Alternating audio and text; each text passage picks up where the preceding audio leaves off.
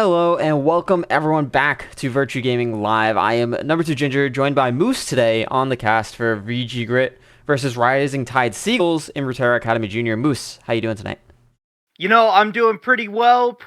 Can't complain. It is a beautiful day here in Vegas. We actually had snow earlier yesterday, and so with that being said, we get a little bit of a cooler weekend, but definitely really nice to be out here today. Thankfully here, watching you guys hopefully get another win of Virtue Gaming Grit. I think 3-1 in Ruterra Academy right now, looking to make it 4-1 with a victory against the Seagulls. So should be a really fun series. Yeah, Ruterra Academy has been pretty competitive so far. For this junior division, there is 32 teams in total, 4 groups of 8 teams, top 4 in each group make it out.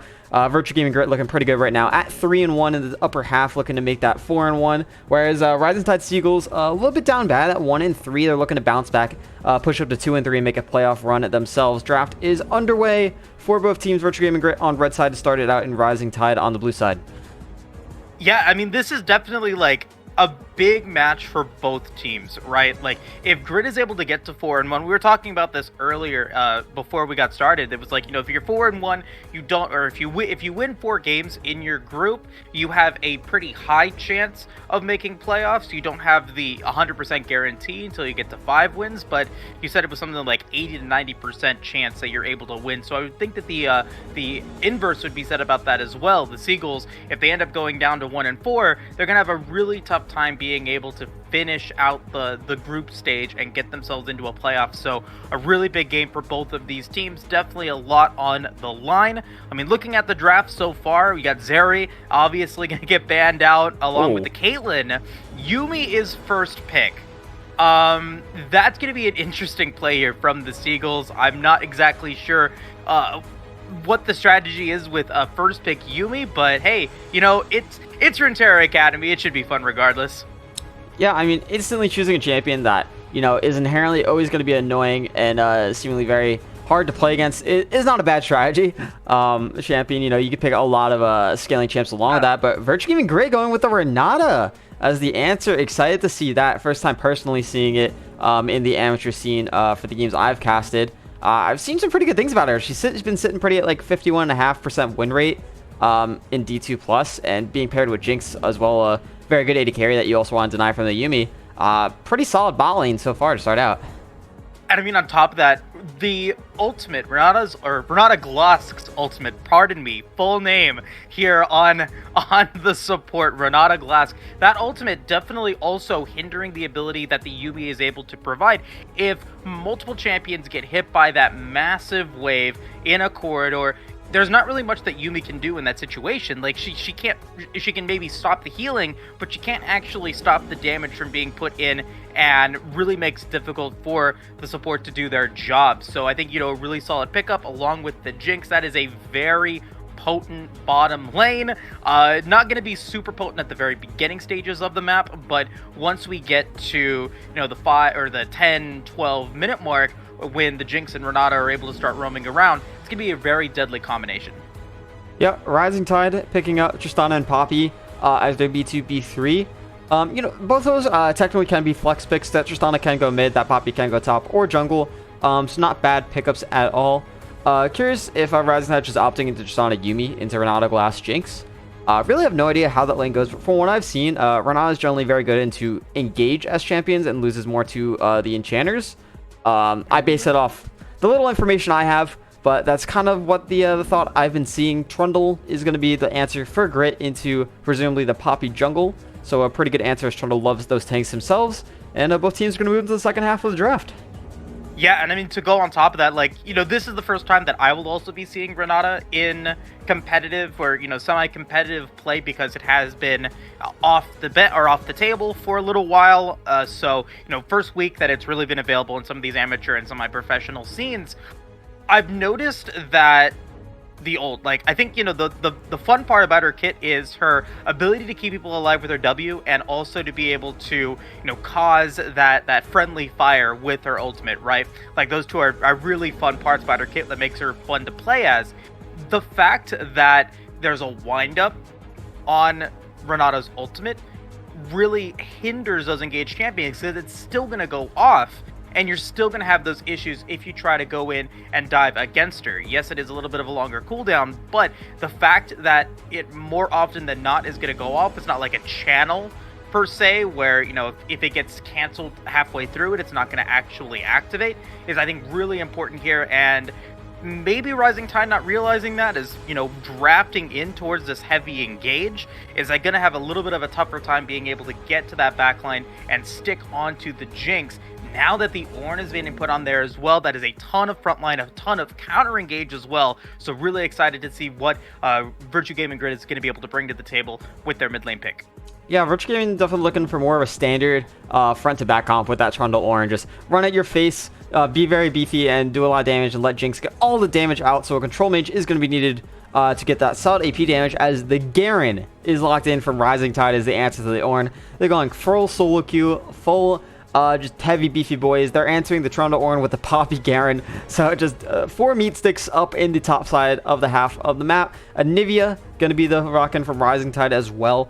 Solid control mage in the mid lane, also kind of taking it away from Falson. Falson is pretty iconic on his Anivia, has a million games on him, and always does really, really well on the Anivia. So curious what Falson has as an answer into the Anivia here with the last pick to round out Virtue Gaming's comp. A million games on the Ice Ice Chicken? It's a lot. It's a lot. That, it might be more than that. That's impressive. That is indeed a lot of games for sure. But with that being said, I gotta look at that ice wall now. Like, there's 2 headbutts in this game, one from the Ornn and one from the Poppy, which means that both teams can use that ice or that ice wall really effectively. Same with Trundle's ice pillar, to be able to get that stun in, to be able to get that follow-up CC. So I'm curious to see how these obstacles from both sides are going to be able to maybe cause either maybe some misplays from both teams, or to capitalize on a wall that somebody else has and able to use that effectively. So I'm really curious to see how all of these barriers and walls are going to be able to play into this. Victor, you talked about the control mage coming in, one of the iconic control mages, something that should be okay up against the Anivia, I would think. Both of them need a little bit of time to ramp up, so as long as they don't get, you know, super far behind in the early laning phases, they should be pretty happy with their performance moving into the, you know, when the mid laners start to maybe go towards the side lanes to get those wave clears coming in. Victor's going to be able to do that a little bit better just based off of the kit, I would say, rather than the Anivia, just solely because the Anivia is going to have a little bit tougher time getting away from any pressure that the Trundle, the Ornn, or even the Jinx Renata are able to provide against them in those side lanes. So curious to see if that comes into play, if that has an effect on this. But other than that, definitely a lot of engage from Rising Tide. Definitely a lot of beef and a lot of damage from Virtue Gaming Grid as we move further into the match. Yeah, I mean, speaking of that, Anivia, you know, she has a lot of disruptions against her this game that's going to make it difficult to keep that Glacial Storm up. You know, you have Ornn ultimate coming out, Trundle Pillar, Jinx even has traps, Renata has her CC, and Victor with the Gravity Storm, and I believe Chaos Storm also even cancels Anivia's ultimate. So it's a lot. It's gonna be all eyes on the mid lane for me this game. You know, I feel like the Victor does have a winning lane here, but Anivia is one of those champions that if she's untouched and able to get all this damage out, she can absolutely melt through this Trundle, this Ornn, even this Renata, who is somewhat closer range. Poppy as well. You know, the W interaction with Ornn can actually cancel Ornn's ultimate. He's not able to hit the R2. So the outplay potential is definitely there for Rising Tide. You know, on the other hand, Virtue Gaming Grid just has a solid, strong champions in every role. I think they're pretty satisfied with the draft, and I think they're in a great position to really take over the game without making too many mistakes. All right, so Ginger, you're smart. I've been told that you're somewhat good at the game. Who told you that? Yeah, I don't know. I think it was you actually. I was lying. I was definitely lying. Just kidding. But no, you're master tier. You know what you're doing. You're pretty smart. What mythic does Jinx go here? Like, I'm thinking that this is a Kraken Slayer angle. I mean, it's hard to say. You know, it feels really, really good going Gale Force RFC every single time, especially since there's so many ways of her just get flashed on. Garen can flash on her and nearly one-shot her. Yuumi can attach on anyone, and she has to deal with Yuumi's ultimate. Same with Tristana jumping on her. It feels really bad having no mobility this game. But I do think if she gets ahead, Kraken Slayer has to be the way, just because you have... Who are you hitting? That's not really a tank. Garen and Poppy are going to be the main focuses. But I honestly think if she gets to the point, like, post 25-30 minutes, it's not going to matter what she built, just because Virtue Gaming scales so well with the Jinx Victor getting ornaments in there. Just getting the IE on third item really is probably the big turning point. Say after 3 items, there's no real way Grit can lose. Yeah, and I'm thinking, like, from the way that we've seen the draft coming in and looking towards getting to be that late game hyper carry that the Jinx and even, you know, the Victor are able to provide into this composition, I want to see, I think, really a lot of attention going towards the bottom side of the Rift. Get those early dragon stackings going on. Have that be your win condition, because I think while the Rift Herald can be pretty effective, the fact that you are playing, you know, 4.5 champions to 5, Yuumi being more of a like, has to be attached to someone in order to be effective.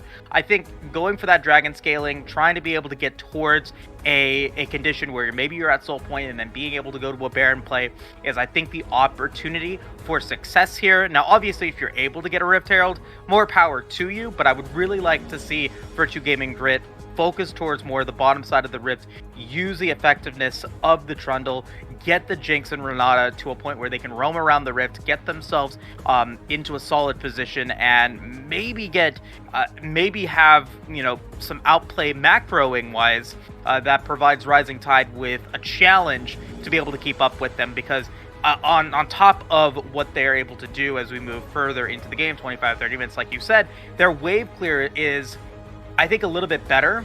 I'm not going to say, like, marginally better, but it's a little bit better than what the Seagulls have when you're thinking the Jinx Victor comparatively to the Tristana and Anivia. You talked about some of the Anivia problems that they might have running into this, so I'm really interested to see how they decide to play this one in the early game.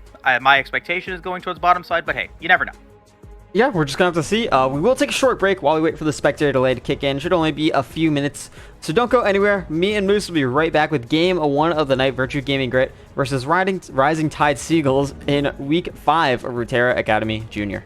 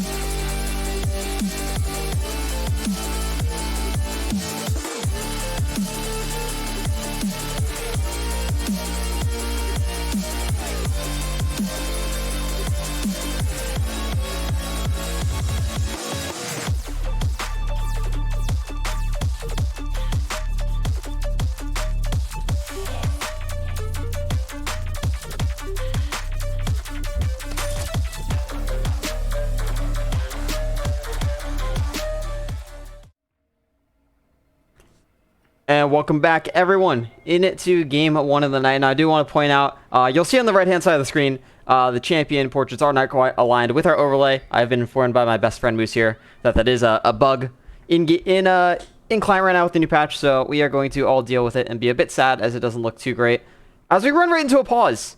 So I will transition it back over to our lovely faces while I try to get going on with what's going on with the pause. But Moose, in the meantime, run us down this early game. What do you think is going to go on? Before we get into that, I do want to, shout out Ginger. Thank you for being the producer and the co-caster for this one. The issues with the spectator client this patch have been astronomically terrible. So appreciate you bringing your expertise to the table. Definitely poggers for that being said. Let's jump into it. Like you said, I don't expect any level 1 shenanigans. Maybe Potatoes wants to go for it. You got the 4-man, 5-man initiation over here. I don't know if that's going to be super successful, but I don't expect to see any real maneuvers from, or any super aggressive maneuvers from Virtua Gaming Grit, just based off of their level 1. Other than that, I'm expecting to see... what I want to see is Izzo start topside. I want to see the Izzo clear topside, get to the bottom side as quickly as possible, get that opportunity in, and then really push in that power for that bottom side to get them off to the ball, or get that ball rolling really quickly. Potatoes as well, is going to be really effective once she's able to get her full kit with the Poppy, even as effective as early as level 3. So I expect to see some early and often ganking from both of these junglers. Just depends on where, right? Yeah, I mean, we're going to have to keep a good eye out on what each jungler's pathings are, as Potatoes definitely does not want to run into Izzo at any point this game. Trundle will kind of just demolish Poppy in the 1v1. So really good eyes on Potato here to make sure he's able to avoid. Something interesting is Izzo actually went lethal tempo this game on Trundle. The most common room right now is press the attack. So I'm curious what his reasoning is behind that. It might just be because he feels like he's going to be clubbing Garen and Poppy the whole time, and just more attack speed on sticking on them. But regardless, right. Potatoes has that Predator, so he's definitely going to be looking to be a bit gank heavy. Mm-hmm. And that's, I think, where Poppy's gonna have a little bit of the advantage moving into the earlier stages of the game, especially when it comes to ganking, because obviously when you're able to get a stun in, it's really, really good. And so if there's ever a situation where both Izzo and Potatoes are in the same lane, I think that unless you are able to confirm a kill super early, I think that Izzo just needs to back off, because there's so much outplay potential with the pillar, as Breathified may be in trouble. Ooh, early death push. Instant flash heal burn there. Maybe a bit premature, but make sure he didn't lose any HP for that as a nice little cheese bush. Yeah, that's exactly what you want to see. And now, this is such an easier lane to gank. It's not going to be very easy because you have the rocket jump for the Tristana to be able to get away, and the Yuumi's always going to be attached to the Trist unless he's trying to be able to be a nice kitty and help some protection. But even then, should be fairly easy for them to be able to survive. But not having flash means that once rocket jump is used, that the die potential is there at least for the first 5 minutes of the game. Trundle, Izzonator could really make that happen. So excited to see if that means that we're going to get early pressure in the bottom lane, or if it just means that just the threat of the dive is going to be enough for Frozen Infernal and $20 to have control of this lane for the foreseeable future. Yeah, I mean, take a look at Izzonator's pathing on the minimap. He did 4 camp into his bot side here, skipped over his Wolves and his Krug, so maybe an early dive potentially could be looked on the bot side. Not too sure what he's going to do with that, as he still has 15 seconds on the Scuttle. Looks like he's going to go back to his Wolves, so just hovering his bot lane, see if there's any opportunity there. Nothing to be happening, and Potatoes on the top side of the map actually took a recall instead of doing Scuttle himself and moving over to the bot side himself. So interesting early pathing by the junglers here, as like I said, I think a lot of these lanes are kind of stagnant, so it's going to be very reliant on the junglers to actually make something happen. I think, the early back for Potato is to bail out the bot lane. Breezified and Psycho are not going to be able to, really push forward. And so the early back, you're able to have some sort of hovering here from Potatoes. The Poppy will be able to keep them protected. And maybe a good read from $20 in Inferno. They realize that they can now get the early back. It means that they can continue to have control of the Rift. And now they also know that Potatoes didn't go for that Scuttle Crab that she must be bot side at this point. So I think a really solid play, capitalizing off of that flash heal that they were able to use and the reactions to it.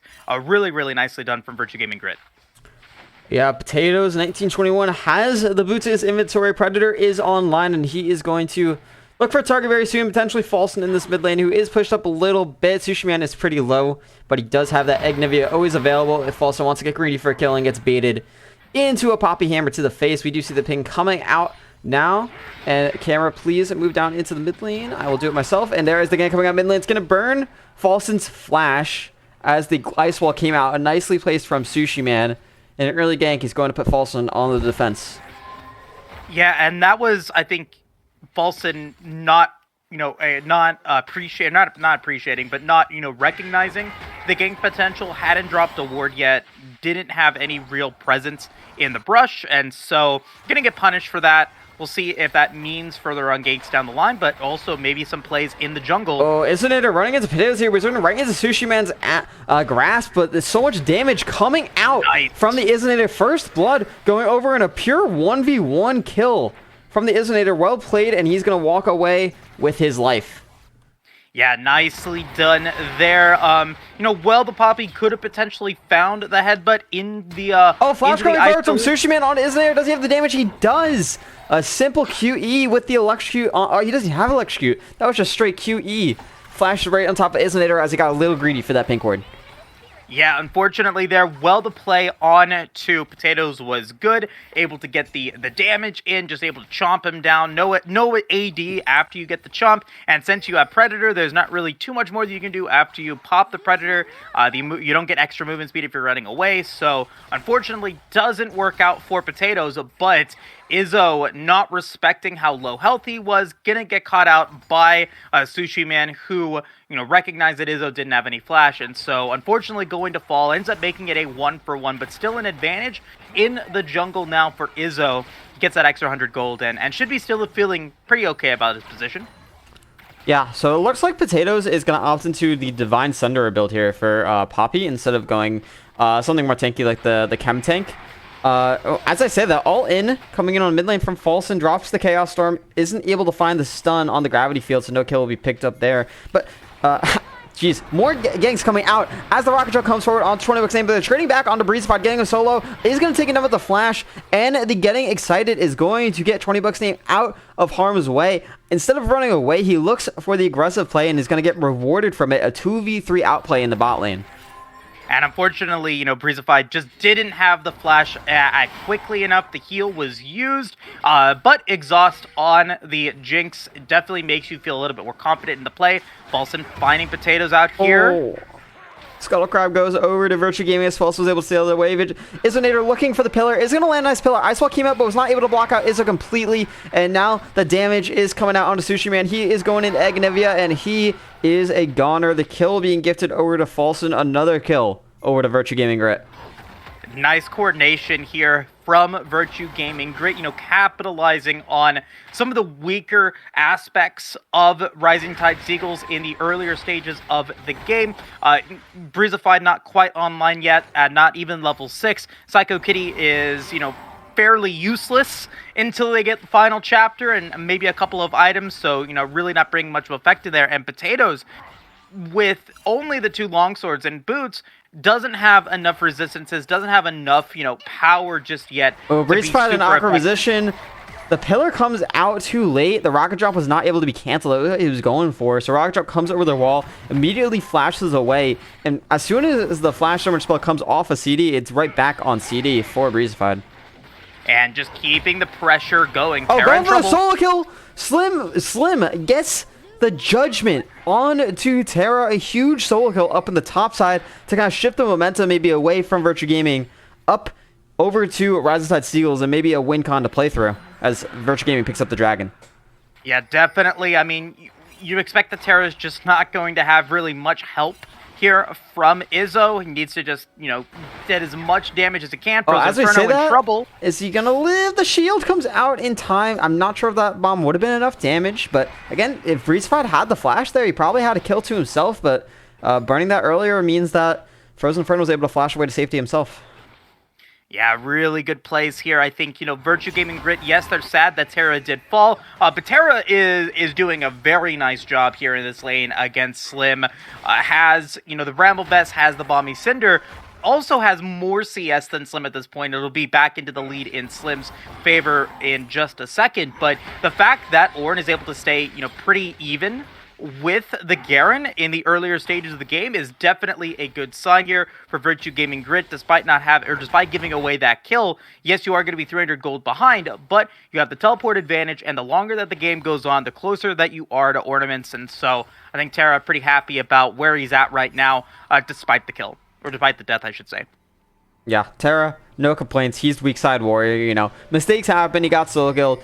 Try his best not to do that again as he gets beefier and beefier. It is going to be harder and harder for Slim to do damage, as Slim is going for a damage heavy build himself. So this Garen will be a threat, but thankfully Renata has the amazing ability of just reviving her teammates if they get killed and hopefully bringing them back to life. So the Garen assassination threat is a bit lower than it normally is, but both teams have calmed down with the pace. Virtue Gaming sitting at a 1.4 gold lead as Isnator coming right back into the mid lane on Sushi Man. His flash is just about to come out. Isnator running onto tower. Falsten flashes forward, is able to finish off Sushi Man with Isnator properly taking the turret. A nicely played dive and kill coming out in the mid lane once again.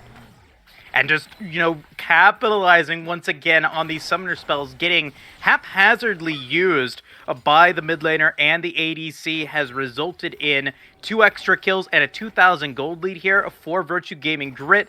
Pretty happy about that, as Rising Tide may be looking to go for a Frozen gank and play. Inferno in awkward spot gets exhausted, gonna take a lot of damage here. Bomb reset comes out and he goes down. His potatoes now here on the bot side as well, gonna stun up 20 bucks, naming a double kill coming over to Rising Tide Seagulls in the bottom side.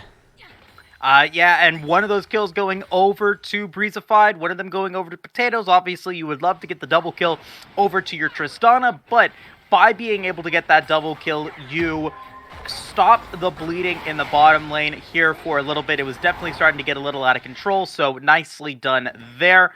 And, just not respecting the fact that in a 3v2 situation, you're going to be feeling more confident. Breezified just able to show off the damage and take down Frozen Inferno before he's able to land that ultimate, and ends up working out really, really well for Rising Tide Seagull as they get it back to within 600. Terra dangerously low down here. Might get one shot by Slim. He does. Slim now flashes away. Isnator is up here to try to trade it back, but I don't know if he actually wins this. Slim doing what he can to run away, running towards his Poppy. Potatoes is up here. Does Isnator have enough damage? Doesn't have the movement speed to catch up to Slim, and that's going to be a stun into the wall for Potatoes. Has the ultimate available if he wants to knock it. So up, flashes forward, gets the knockout. One more Q is not going to land as Isnator flashes away, and Slim starting to become a big problem in the top side. We were talking about it. He's playing this game like the aggressive bully that Garen can be. Doesn't opt into the teleport, going for the Ignite Flash build, and just so much attack speed, so much damage is going to be a major problem now. These 2 deaths against Terra are going to mean that he's in a massive gold lead. We can take a look at the gold really quick. We can see how far ahead he is against Terra. Yeah, that's a 2,200 gold. Garen can carry this game. And so Virtue Gaming Grit, they've got to be careful. They have to understand and respect him now.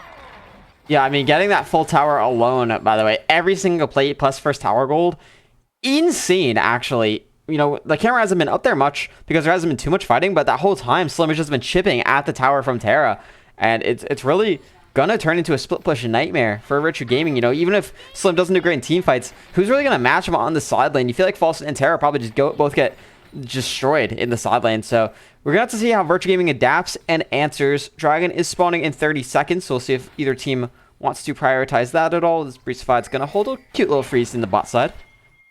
And so, I mean, at this point, I think you respect the fact that Slim is part of if not your win condition here. Sushi Man is so far behind at this point. Oh, engage coming in. Final Chopper comes out. Flash roll from Breezified. Gonna look for the all-in damage. Gets him down to 1 HP, but the traps come out. Breezified was not able to jump again. Rocket coming out. It's not gonna land. The pillar comes out as well. Heals coming through from Psycho Kitty. Shield now coming out as well. Isnator running forward. Did not have the flash to finish anything off. Potatoes is there to hover and make sure nothing else goes on as Breezified looking for the aggressive play, trades flashes with 20 bucks name. Falsten now on the flank onto Sushi Man. Gonna look for the aggressive kill. Drops The gravity field is not going to land the stun. The Chaos Storm comes out as well, but Sushi Man's able to run away from that as scraps all over the map. Dragon is spawned. Both teams hovering. Potatoes stepping up forward. Gets the stun onto the Isnair. Isnair doesn't have ultimate, so he's not super tanky. As Slim is down here, and Slim is the threat. Big ultimate coming out from Renata. Going to put everyone berserk. Breezified nearly kills his teammate. And there comes the ultimate from Terra onto the side. Potatoes gets healed up now in a 1v3 situation. Potatoes is so low, he's taken down. Breezified. Terra gets the knockup on to Potatoes, gets stunned up. Can he get a kill? Can he find anything? No! The heal comes through. Breezified takes down Terra, the raid boss. Everyone is down here. It's in a very awkward scenario, though, for the side of Rising Tide Seagulls, as they're all so low, and Yuumi only has so much mana to heal everyone up. Sushi Man's in the mid lane, so VG knows they're in a dominated position here. However, they can't start up the Dragon without Isonator, and it looks like things are calming down. Unfortunately there for Virtue Gaming Grit, a little bit of miscoordination leading to some unnecessary deaths. And that's going to be pretty rough here. Slim's in trouble, maybe. Slim going aggressive. In trouble. He's going to one-shot Falson. He was not in trouble. Falson was the one in trouble. Frozen Inferno now nearly gets stumped up. Is not going to go all the way. Rocket comes out onto Potatoes. He is going to go down there trying to save his top laner's life. And that is going to be Dragon in trade going over to Virtue Gaming Grit for the life of Falson. What a bloodbath here in the last couple of minutes. A lot of excitement, a lot of opportunity for kills, and it results in a almost 2k gold lead for the side of Rising Tide Seagulls, and really making sure that they're keeping their win condition and this game alive. Trinity Force is unlocked for Slim. He's got the mobility pants now to go in for his second item. I definitely feeling really, really good here if you are Slim. You got to see the W. I forget the name of Renata's W, but, you know, trying to keep Falson alive after getting hit by the judgment there, but unfortunately unable to get the kill, so he doesn't get that health back and will fall down, giving a 3-0 killing spree over to Slim and this Garen. It's not that this game is over. You obviously still have scaling up, but the opportunity for an easy win for Virtue Gaming Grit is now out of the picture. They've got to get to the 30-35 minute mark to really be back in control of this one. Yeah, and, maybe a death push here in the bot lane. Frozen Inferno is going to get jumped on. Final Chapter comes out, but a bit of miscommunication there, as Breezified did not want to go in. Going aggressive now. Renata ultimate coming out. Frozen Inferno is down to 1 HP. Breezified not able to get in range for the kill. Slow is going to miss from Psycho Kitty, and very, very close play. I feel if maybe Rising Tides was a bit more coordinated there, that was another double kill lined up. Really close. A lot of damage on a Frozen Inferno. Renata Glosk is very, very squishy, and not quite yet at the point where, you know, she's really being able to provide too much utility for her team. Slim trying to steal away some damage as well. Let's see if he's able to get out of it. Yeah, he'll be out of this just fine. Maybe a dive coming out. In trouble. Potato's going to Predator in on to 20 bucks name. No sums, no life. Breezified going to pick up that kill. Potatoes walks it out, and a turret going down for the side of Rising Tide Seagulls, a 3,000 gold lead now, as Slim is trying to run this one out. Gonna get a nice ice wall there to kind of counteract Izzo's own terrain creation. You can make a pillar, I can make a wall, and Slim is having a good time up here. Slim is having a great time, you know, almost now 4k gold in the lead, with a lot of that gold lead being on Slim up against Terra. He is running the Rift right now. You're seeing how aggressive he is. And Falson now, maybe his next target. No, he's going to walk away. But that, you know, just goes to show the power of a Garen who is confident in their abilities. You're able to put in so much pressure in the Riverside of the Rift, and let's see what he's able to do next. Oh, did Slim walk into Izzo, or did Izzo walk into Slim? Who knows? Trundle is going to be able to launch the pillar. Slim going down to 1 HP. He flashes away. Can he actually get out? Here comes Breezy on the sideline. Going to do so much damage. Going to pop. Frozen Inferno gets the reset. Now the big Ornhorn's coming out. Sushi flashes away. Breezified jumps in. 1v3. He's a madman. Shutdown goes over to Terra. So much gold just thrown over to the side of VG, as both shutdowns from Rising Tide Seagulls are claimed from Virtue Gaming Grit. That was a misplay. That was a huge communication error from Rising Tide Seagull. I don't understand what Breezified was doing. Like, I get what he was trying to do. He was trying to get Falson dead so that he was able to then get the rocket reset, but you're not at a 2-item or a 3-item Tristana. You're 1.5 at best, and that's going to give a massive gold influx here. 20 bucks trying to be able to maybe survive. Potatoes running him down, has the ultimate available, is going to get the stun. 20 bucks name has the flash available, uses the Gale Force as well. I don't know if that's going to be enough. Potatoes flashes forward for the last slam down, a solo kill from this jungler on to the AD carry for Virtue Gaming Grit. Too far forward, too far aggressive without tower, and 20 bucks will fall once again. 1, 3, and 1. Is in a pretty substantial gold, or not gold lead, but CS lead against Breezified, so should be feeling at least okay in, you know, a 1v1 between him and the Tristana, but unfortunately, when you get solo killed by Potatoes, like, that's definitely not what you want to see here for Virtue Gaming Grit. They give a little bit of a reprieve towards the misplay that Rising Tide had a little earlier. Now, we do also see Grit pick up the Rift Herald, and so that could potentially be used to get a tower somewhere in the mid lane. Dragon spawning in 30 seconds. Hextech Drake would be really big for Virtue Gaming Grit. That's the win condition that I'm talking about. If they're able to get Soul, let's see if they're able Potatoes to do it. running right into the Isn't and Frozen Inferno. Violent Chapter is going to come out and stun them up as Potatoes took some damage, was able to walk that one out a bit. So ulti's traded as Isnair to drop the ultimate himself.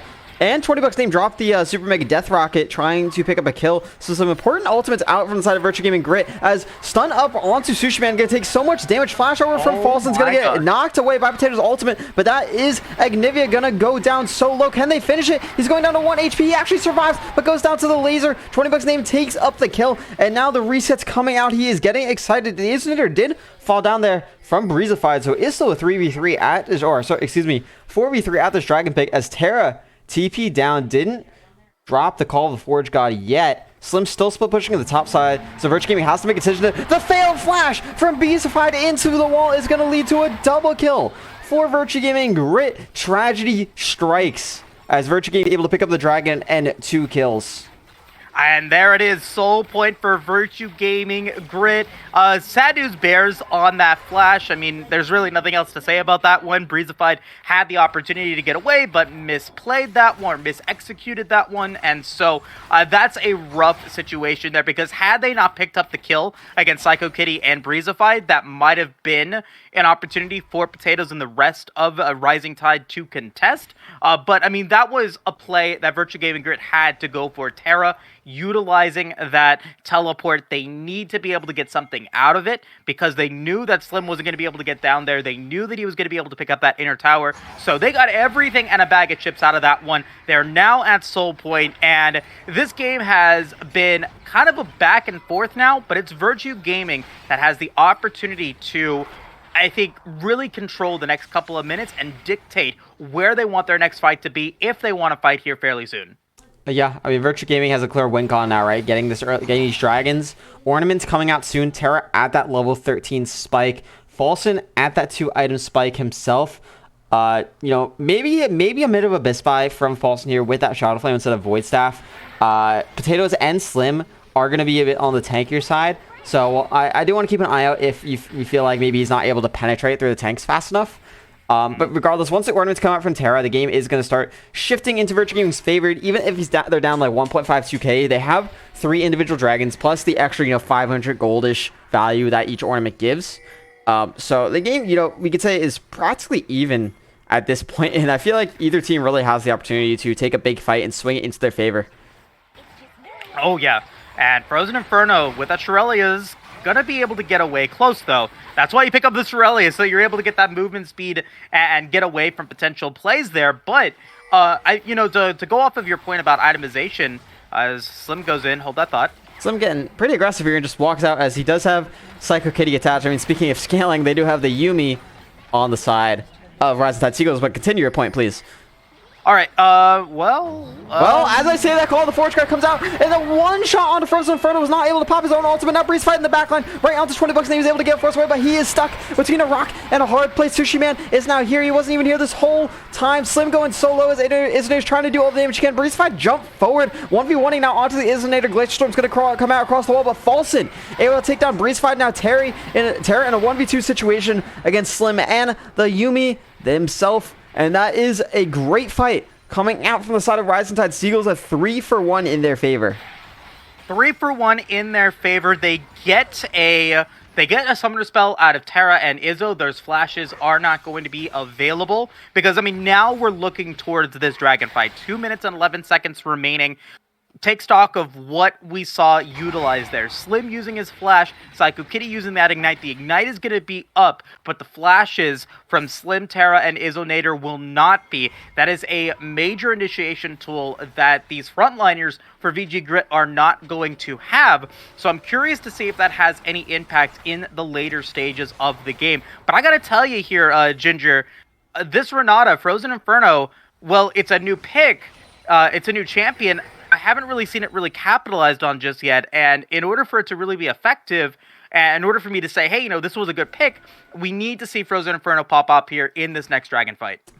Yeah, well, a big help for that would be not getting caught out. Generally, champions look pretty bad when they instantly die.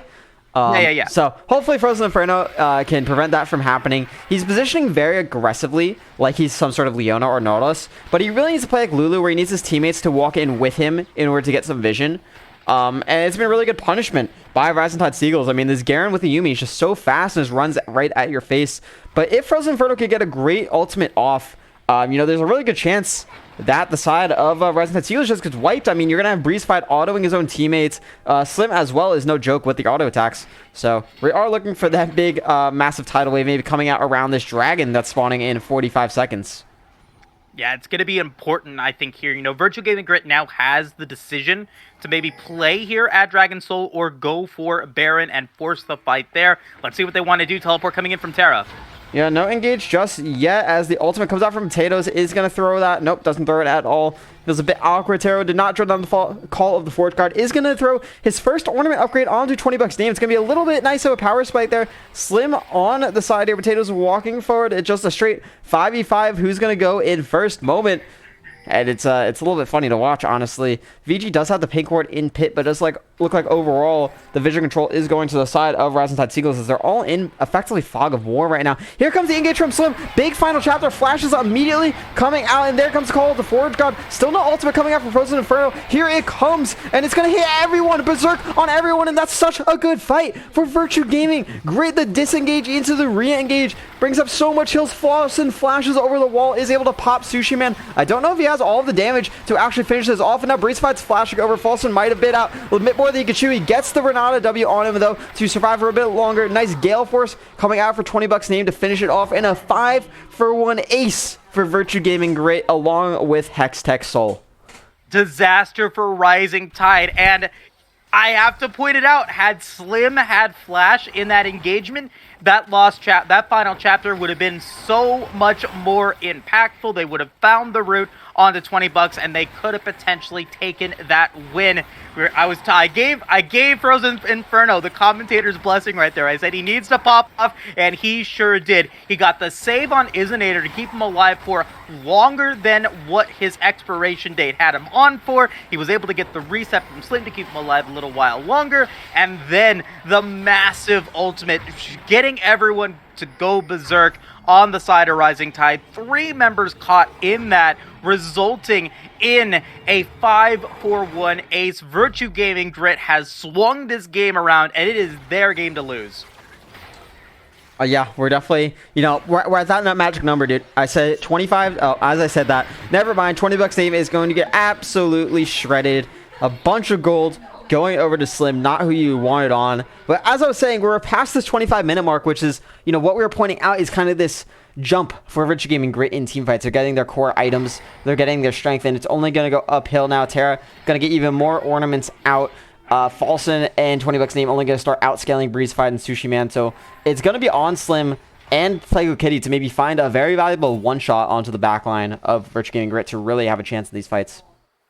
The silver lining to $20 falling to Slim is that whatever item that Slim gets next, whether it be a Wit's End or a Force of Nature here, it really doesn't change the damage and the power that Slim is going to have. The Garen now is no longer your carry, right? Like, you need to have Breezified and Sushi Man use their power of the 2 items that Sushi Man has, the 3 items that Breezified has, to be able to be impactful, because they can be extremely impactful now. Phantom Dancer Infinity as Kraken Slayer on a Tristana is great. Ooh, Potatoes in trouble. A nice pillar came out for Isn't to prevent Potatoes from actually moving, and a flash has to come through as Falsen already level 17, I just noticed.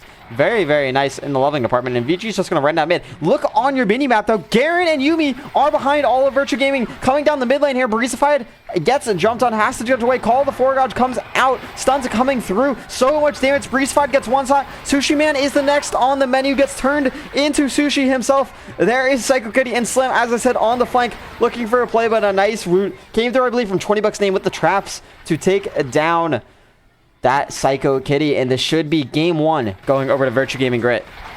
Yeah, great performance there from Virtua Gaming. Rising Tide betting it all at the Dragon Soul fight, and it does not pay off. Game 1 going to go over to Virtua Gaming Grit. I wouldn't say that it was an easy game, but it was definitely a fun one, and it will result in potentially the sweep opportunity for Virtua Gaming Grit. I have to say, though, Rising Tide, especially from Slim on that Garen, made it very scary to be able to make that win potentially in their favor. Yeah, we'll call that one never lost faith, not even close. Definitely a bit of a sweat there from Virtua Gaming. They got to the point they needed, right? They were super hyper scaling. They got these dragons stacked early. They were able to take really good 5v5s. And even though they were getting caught out a lot, Terra wasn't doing too hot in the top lane. In the end, Garen is not that great of a team fighter. Your Anivia is just purely outranged, and then you just run out of damage. So really good job by Virtua Gaming to not let the mental fortitude waver, and able to keep it up in that game and pick up a solid dub in game 1. Yeah, diminishing returns on your Garen. Like, the earlier that the game is, the more powerful that the Garen has, the more influence that he's able to come through, because there was a solid, 6-7 minutes where Slim ran the Rift. Was like, we looked at the gold, about 2,200, 2,500, probably 3K at some point in the lead against Terra and the Ornn. But the longer that the game goes on, the less impactful that the Garen can be. It has diminishing returns, and you really needed to see your Tristana and your Anivia, pop off, and unfortunately, there was never really a situation for them to make that happen. Excited to see, though, what Game 2 brings to the table.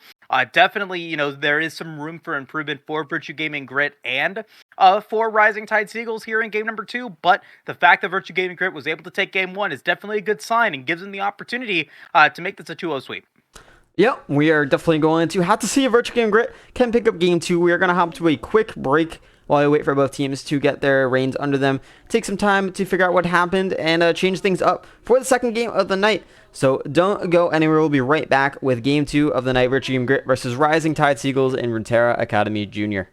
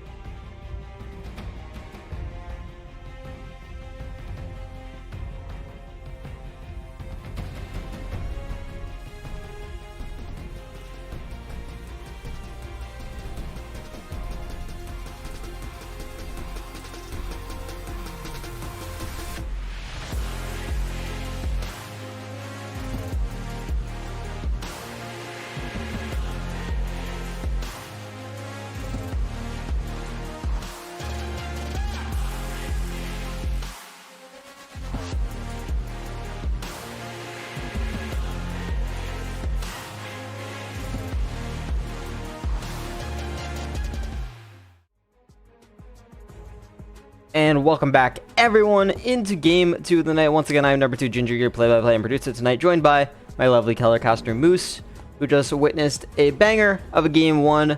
Going into Game 2, Moose, what are you looking to get changed in draft? I personally, I saw Inferno be able to get one really nice use of the ult and of the kit on the Renata.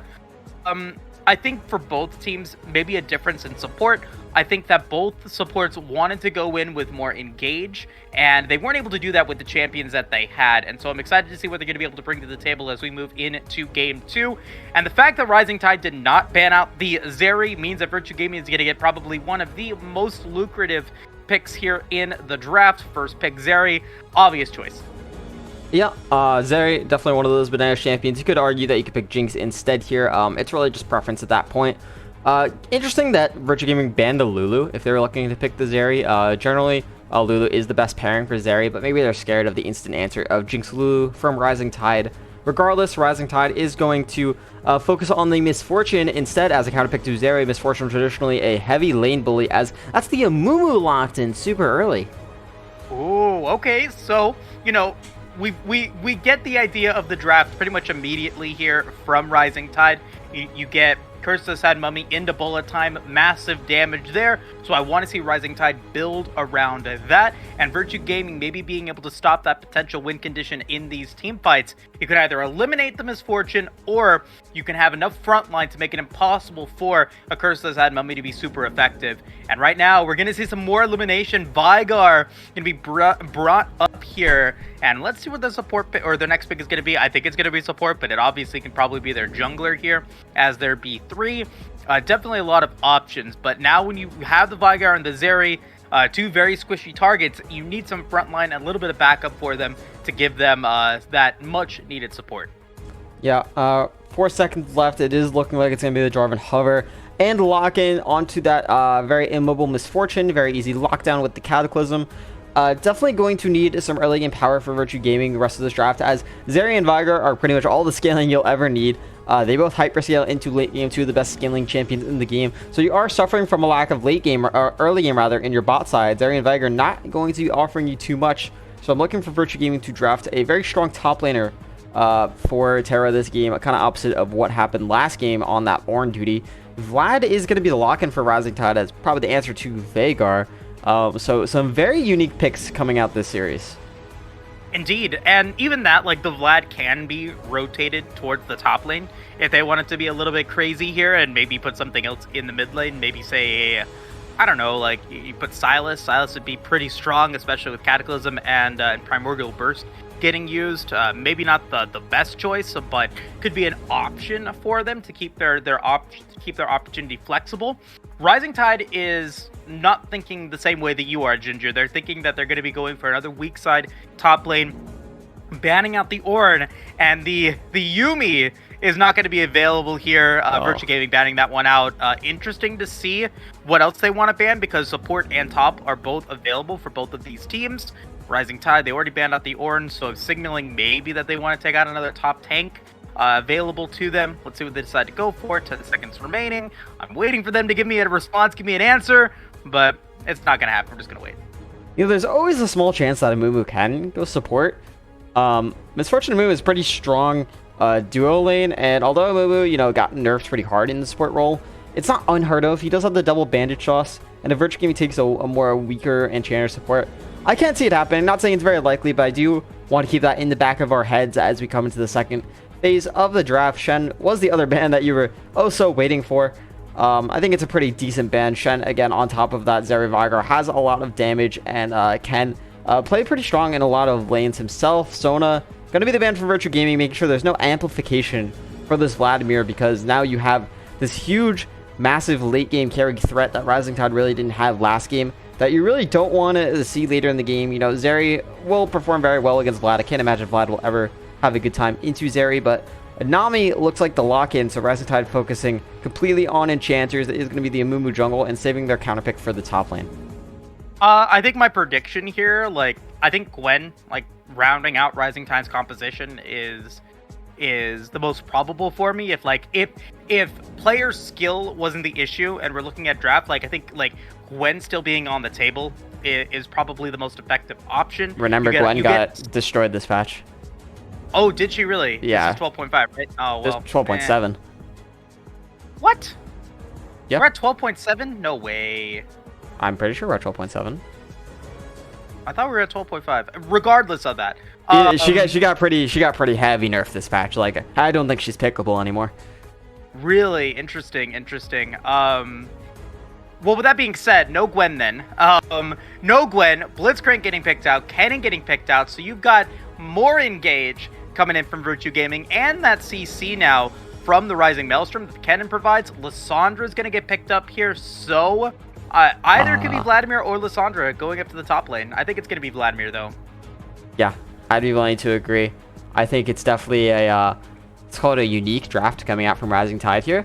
A big fan of the Blitzcrank pickup from Virtue Gaming. I think it's fantastic into a double immobile backline lane, especially with the Jarvan on the table as well. I think Misfortune Nami is going to have a very hard time, and I think it was very easy to actually just, you know, say, even though we have the weaker Zeri pick, with Jarvan and Blitzcrank, it's so easy just to play strong side, bot side, and make it Nami Misfortune's life a living hell, although Misfortune Nami is going to be able to pressure in the 2v2 so hard. It's really going to need so much pressure from Izzonator. I really wouldn't be surprised to see if we like a level 2 gank coming out from Izzo this game, actually, and putting the pressure up there, as Kennen is also, you know, another very strong pick, did get buffed this patch, and a lot of people are saying that he's going to be back to a top tier pick. So I'm curious to see what Terra can actually do on that, but I do want to point out that Virtue Gaming has so much magic damage, actually, since Zeri does do a good chunk herself. So a lot of MR might be a bit of a trouble for Virtue Gaming. Indeed, and so with that being said, does Rising Tide then do we see some Banshee's Veils on your Vladimir Lissandra potentially? Force of Nature would probably be a good pickup here for the Amumu. So I think definitely going to be something to look at. What boot itemization they decide to go for. If we see maybe some Mercury treads, especially, I think still could be pretty effective considering that there is a lot of CC that is built into Virtue Gaming's kit. But other than that, I mean, Rising Tide, like, there's a lot of conditions that need to be met in order for their team fight to be really effective. Like, and the most, like, noticeable one of that is that Amumu needs to land a Bandage Toss into a pretty effective Curse of the Sad Mummy in order for them to get that stun in order to get the Hemoplague, in order to get the Frozen Tomb, in order to get the Tidal Wave. Like, you either need the Tidal Wave or the Curse of the Sad Mummy to land so that you're then able to follow up with all the damage that you can potentially put in. It is a very difficult to execute composition for Rising Tide, but if it can be executed upon, it is pretty terrifying, to say the least. So I want your take on this. It is Lissandra top this game, Vladimir mid. Okay. And so, I mean, and it's going to be Kennen against him, I'm assuming? Yeah. Kennen versus Lissandra, Veigar versus Vlad. Okay, so I think that you have, duo range in this. I think you leave, if you're Virtue Gaming, I think you leave Kennen to his devices. Both Vladimir and Lissandra have abilities to escape via their mobility options, so Glacial Path or the Sanguine Pool, in order to be able to get away from the J4 Flag and Drag. So I think Terra once again gonna be left on that island.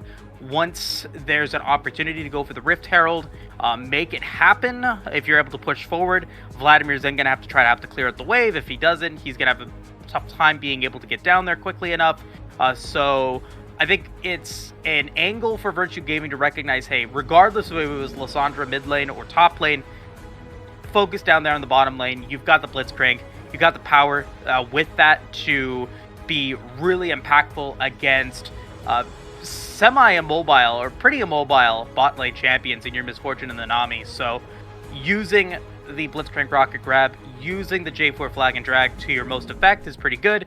Leave Kennen against Lissandra to their own devices. Kennen should be pretty okay there. And then Veigar, if he needs help against a Vladimir, give him some help. But Vladimir also takes a little bit of time to ramp up, so should be okay in that regard as well.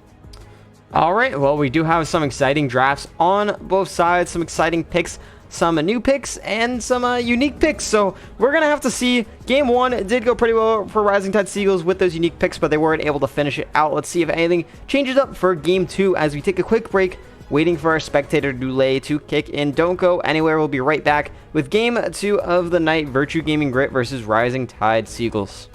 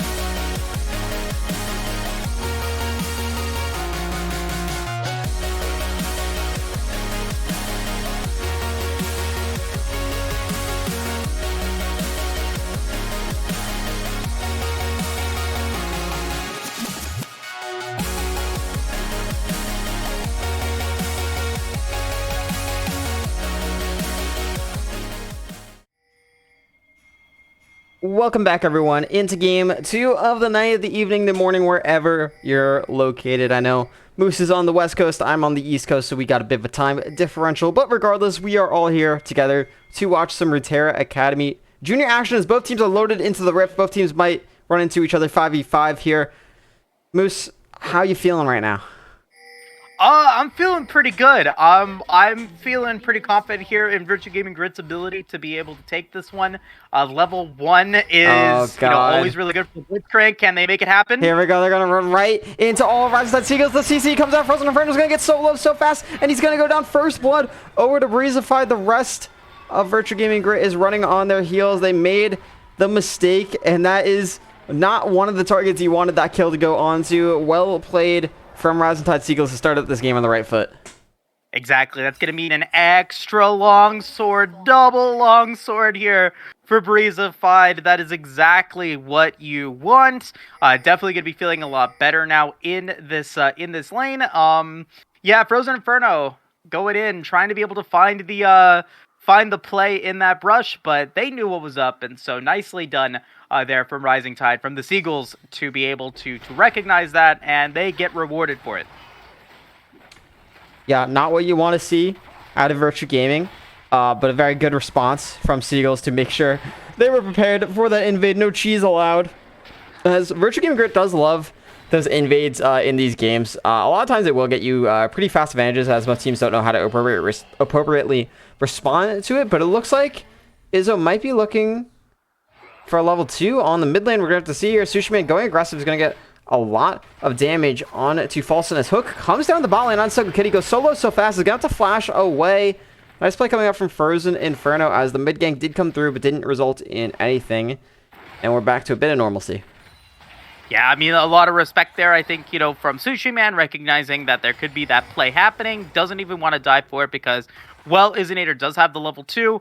Not diving for it is the best call there. Don't try to make something crazy happen. Just be able to get your camps in and just show it off. Say, hey, I have the chance to ruin your day, but I'm not going to do it this time. I'll let you live for now. And I think, the best, or the silver lining is that Frozen Inferno did not use their flash in that level 1. So the opportunity to be able to get something out of this one here is definitely on the line. Going for another rocket grab, doesn't land that one, but still just trying to keep the pressure on.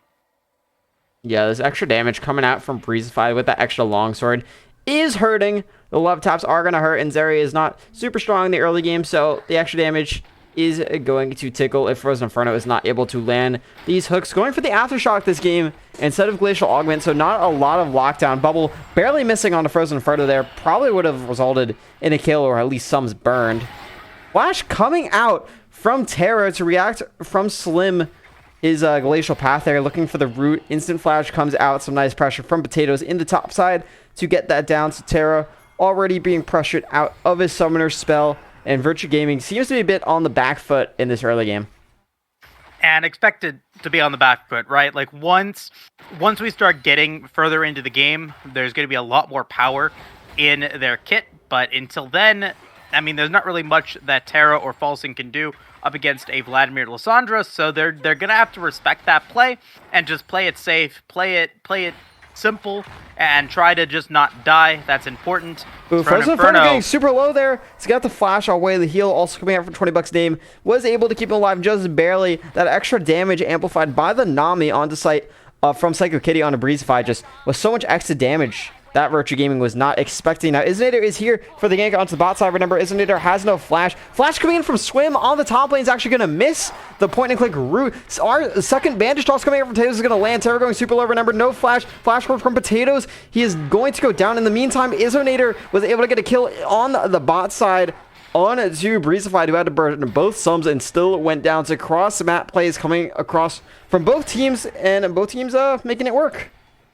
Flash is used by $20, Izinator and Terra. Also Slim, Potatoes, and Breezified also going for flashes. So a lot of summoner spells used in a pretty close span of time is going to mean that both teams are going to have to recognize that they don't have summoner spells, and so ganks are going to be lackluster comparatively now. So maybe a little bit of a slower start or slower continuation of the game. With that being said, and yes, it's you would rather maybe have that kill onto 20 bucks, but early kills on a J4 is still going to be pretty effective.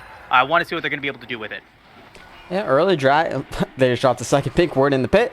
But early dragon gonna be picked up by Rising Tide Seagulls, as Virtue Gaming is in no position to really contest this. Everyone's on resets, so very nice timing from Rising Tide Seagulls, and a very nice early game similar to what we were seeing last game. Exactly. Go for the dragon. That is, this is where Rising Tide is going to have their power. They know that they're going to have that power, and so with the resets happening, they decide to go for that early Ocean Drake. The extra health regen is going to be feeling nice. Frozen Inferno going to be able to get away. But the extra health regen is going to be feeling great for your Lysandra and your Vladimir here, especially in the laning phase, so that they're able to stay in a little bit longer, maybe get a little bit more of a CS advantage, which so far, Slim has definitely made that happen, up by 12 at the moment. Yeah, looking pretty good in the top side once again. Slim is chilling up there across the map. Everyone else pretty much even on farm. So the gold lead really is just in that extra kill plus a little bit of farm advantage on Slim. So still a very, very even game. And yeah, I mean, it's hard to say when Rising Tide Seagulls really wants to look for a fight, just because Virtue Gaming is so hard scaling. And the members of Rising Tide does want to scale a little bit too. The Vladimir, the Amumu, and Lysandra all will require a little bit of items. So the timings, I feel, are going to be a little bit awkward for Rising Tide Seagulls, unlike Virtue Gaming. As the hook comes out onto Psycho Kitty in the bot side, Izzo just completely ignores the bot lane kill there, and that's actually going to be a trade kill. Coming on, Psycho Kitty takes down 20 bucks name, and the kill credit for Psycho Kitty went down onto Frozen Inferno. So a bit of a scuffed dive there from Virtue Gaming. They are going to be able to deny Rezified a lot of this wave, however. Isonator stepping up, though, a little bit past the turret. It's a 2v1. I guess they just walk past the turret and walk away. A bit of a disrespectful BM move there, I suppose. I'm not too sure what to make of that, but the dive did not go as planned. Yeah, I'm a little confused there as what the idea was. It's probably to go for this blue buff. Let's see if they're going to be able to get it. They do not. Oh, they do actually get it. Izzo got it, but Potatoes has the second bandage toss. Isonator had the flag and drag, though, and Falson is here with the cage. The trap little potato inside of his little cage. He's going to be able to get the scuttle for himself. Falson gonna maybe roam around, look for the seal, is able to throw the Q through. But Smite comes out, Potatoes pop 6, and we trade a blue buff for a scuttle crab. Hey, I mean, they take that blue buff. You're not quite level 6 yet, though, for Izzo, so you're going to have to get that now, which he does get, so nicely done there. But yeah, I think, having that vision is good, but I don't think you're playing on any aggressive plays for the time being, so getting the blue buff is definitely going to be feeling happy here for Izzo. Trading it out, I think, just marginally better for Virtue Gaming in that regard. Let's see if maybe they get a gank here. Yeah, looking aggressive. Potatoes Q's one on to the minions, but here's a 3-man knockup coming in from the Isonator. A huge Cataclysm bullet time comes out, and there's the Curse of the Sad Money, but it's too late. The knockup was way too much damage into the Cataclysm. 20 bucks name picks up Breezified and Potatoes, as Isonator picked up a kill for himself as well. A massive play from Virtue Gaming Grits Jungler. And what a massive opportunity as well. He knew that there were no flashes because of the last play. 20 bucks doesn't have flash, which means that Breezified doesn't have flash. And so the opportunity was there for a massive engagement. And they were able to pick comes up out onto Psycho Kitty into the knocker from Isonator. It is not over yet. The tempo from this support jungle duo, as we said in the pregame, they're so strong in this immobile bot lane, able to make so much happen, and the Isonator is really starting to take control of this game. Yeah, 3-0-1. I mean, this J4 is running the jungle right now, and you're seeing it happen in real time. Great plays from Isonator, already has the Gore Drinker, and at this point now, if you're Virtue Gaming Grit, like, Isonator doesn't need any more kills, right? You want to be able to get the kills on 20 bucks so that then they're able to carry later on in the game. But the fact you have that this Gore Drinker so early on means you're going to have so much power in these fights. You can start to look for something here across the Rift. Yeah, looking pretty good for Virtue Gaming right now. We do have a Cloud Dragon spawning in 40 seconds as a lane swap is coming out for Virtue Gaming in the top side. Maybe looking to take up this Rift Herald as they Terra down in the bot lane. So curious what Rising Tide Seagull is gonna respond to this with. I think, you know, since Rising Tide was able to get the first Drake, Virtue Gaming realizing, hey, you know, this isn't going to be a soul stacking game. Focus on being able to get the objectives, get that gold into Terra or into 20 Bucks' hand. Go for the Rift Herald, maybe drop it top lane so that 20 Bucks is able to get the extra gold from the turret plates. Let's see what they're going to be able to do with it, as they will indeed pick that one up. Yeah, already taken down, and Rising Tide was not able to trade Dragon as Potatoes is in the top lane. So Virtue Gaming running straight down to this Dragon as 5, actually. So they might be able to get both objectives here. That'd be absolutely massive for Virtue Gaming if they're able to do that. Pings are coming out now from Rising Tide. Knowing that Virtue Gaming is looking for this, they might go for the contest as the entire team of Rising Tide is on their way. So we might see a massive 5v5 here. Pretty much all sums are up for both teams. Sans, Frozen Inferno's Flash. Psychic Kitty also does not have Flash. Dragon down to 2k. And here's the fight they want. Hook comes out onto Slim. There comes the tidal wave. Big slicing Maelstrom in the backline. Stuns up 4. Terror doing so much work. Bolton comes out. Potatoes looking for the play. Gets a huge curse of the sad money onto all 5 members of Virtue Gaming Grit. And there they go into the abyss. It's a clean wipe for Rising Tide Seagulls. It looks so good for Virtue Gaming Grit with a massive slicing Maelstrom. But Potatoes says, no, I am a moo-moo. I am sad. I lost game 1. Now I want to win game 2. Huge curse of the sad mummy. You said it correctly. Massive play, but it's not over yet.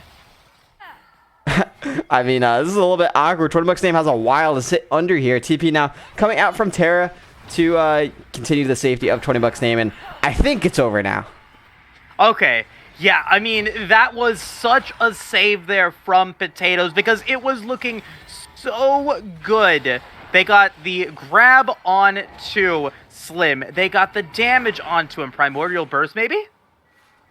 Nah, it's not even up yet. But huge play there. Great opportunity from the side of Rising Tide Seagulls. They're going to get everything in a bag of chips that they wanted. If they didn't get the Dragon, the money is going to go over to 20 Bucks via the turret take, but you're able to alleviate some of that pressure with that massive 4-for-0 trade. And now let's see what they're going to be able to do with it. Virtue Gaming going to get the hook onto Potatoes here. Potatoes is trying to walk this one out. Does not have Curse the Sag Mummy up yet. There is 20 Bucks name flying over the wall with this new Zeri character, as I believe the Rift Herald takes the kill on Potatoes, gives him the little slam. Welcome to the jam. That is Potatoes going down as Virtue Gaming is able to control the bot side of the jungle here. Hook comes out from Frozen Frozen. Is not going to land. Isminator sniffing over the wall. Looks like he wants to go. Is going to flash forward. Gets a double knockup. Cataclysm onto Breeze at 5. That's going to be Breeze 5 going down. Isminator taking up the tower. Falson able to walk this one out. But there is Sushi Man with a huge AoE Hemoplague on the backline of Virtue Gaming. He's able to take down Falson. Flash comes out with Psychic Kitty. Make sure he doesn't get hooked.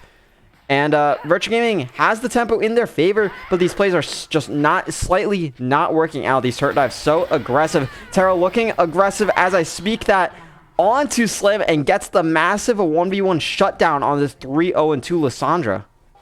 Huge monies going over to Terra. Love to see it. And they're going to be able to pick up a little bit more gold. They're going to be back into a pretty even gold state. 500-ish gold in the lead here for Rising Tide. But if you're in only a 500 gold lead, Virtue Gaming is definitely happy about that because of the scaling potential that they're going to have the further into the game that we get. Now, that's not to say that Rising Tide doesn't have scaling like we've talked about before, but if we could look at gold really quick, a lot of the gold is, I think, on 20 Bucks in the lead massively against Breezified.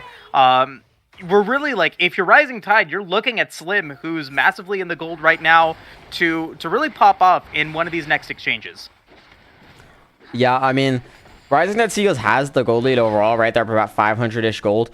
But you feel like that doesn't matter against a Zeri, who just has, like, 500 more gold than the next character in the game, who happens to be Slim. On that Lissandra, who just happened to get solo killed by Terra in the top lane. Hook comes down on to Sushi Man. Gonna bring him low. Ignite comes out. He is able to survive for a little bit. Isn't able to get the Q2 for the healing. And is gonna go another shutdown over to 20 Bucks name. So as we were speaking about this, Zeri gets even more gold to his name and is looking to start getting a little bit unstoppable. Yeah, and that's exactly what you want. Like I said, Izzo is at this point full build. He's got the Gorge Drinker, he's got the Mercury Treads. There's not really much more that he needs. He just needs to land great Cataclysms, and he will be just fine. $20. Infinity Edge already on the table is going to be happy about that. They're going to be able to get not one, but 2 towers, splitting the gold here as the cage lands on the Breathified.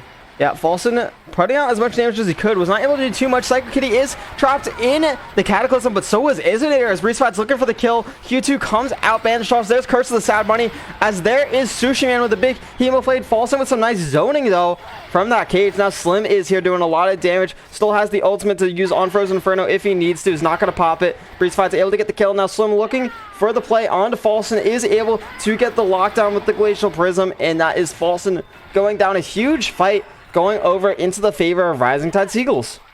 Overstayed. They got the tower, but they lost 4 because of it, giving a lot of gold back up over into the hands of Rising Tide. They're only in the lead by about 800, but you did get the gold in the right place. I also want to point out the mobility that Falson has here on this Vygar. Shurelias and Predator means it is going to be moving around in these fights pretty effectively, not going for a full AP item in your mythic, going for more utility. And when you have a J4 and a Zeri and a Blitzcrank on your squad, Isonator just jumped over the wall. I don't know if he wanted to do that. It must have been a misclick, as it was a 1v4 in the pit. Gonna go down. That is almost guaranteed. Dragon now gonna go over to Rising Tide Seagulls as they begin to stack these dragons. Ghost popped from Sushi Man. That's gonna be a solo kill up in the top side. You cannot run from that Predator Ghost Sushi Man. And now the momentum feels a bit turned over to the favor of Rising Tide Seagulls.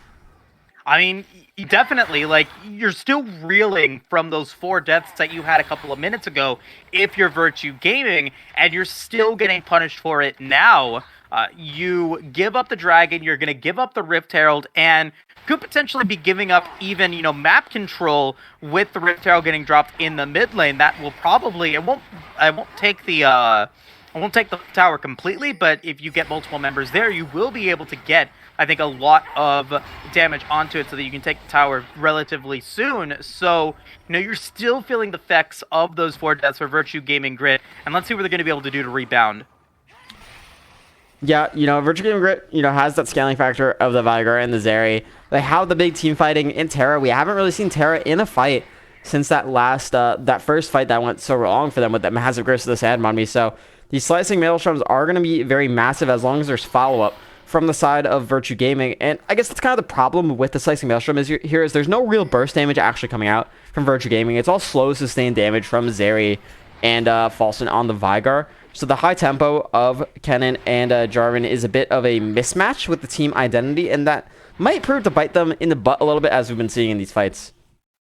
And, I mean, with that being said, though, there is, I think, a lot of potential here for the next fight that happens in 3.5 minutes for this Mountain Drake. At that point, I expect to see Falson have that tier completed. Maybe he'll be able to get that off to that Sarah's Embrace. I don't think that he goes for, like, Fimbulwinter or something like that here. He could, I guess, playing more Rise build in that regard, but, I expect him to have that 2-item Power Spike, which is going to be pretty awesome for him. Speaking of 2 items, though, you got Shadow Flame for Slim, along with that Luden's Echo. I want to see what they're going to be able to do with it as Sushi Man. Not going to get hit by the Cataclysm, but still, I think that this next fight at the Dragon is going to be a make or break point for Virtue Gaming Grit. If they don't get anything really effective out of it, it could result in the earlier scaling of Rising Tide to get there first and give them the win. Yeah, Frozen Inferno always has that threat of a big hook just instantly winning a team fight on an important carry like Breezified, so always got to pay attention to that as the 5-man mid group is starting to come out. Terra in the bot side for Virtue Gaming. Falson is trying to walk mid. So Rising Tide does have a man advantage if they want to play aggressive. They're going to find Isonator here, gets the root, but a nice Flag and Guard gets him over the wall. The siege is on for this mid lane turret. Rift Herald is being popped now behind them. And TP is coming out from Terra on this mid lane turret. He wants to try to get this fight. Here's the flank from Terra. He's going to find the backline for Breezefied, get the stun. Flash forward coming out from Psycho Kitty, but that is Breezefied going down. Another Curse of Sad Money comes out, but there is no bullet time to really follow up on that since he went down so early. Sushi Man's going to have to flash away.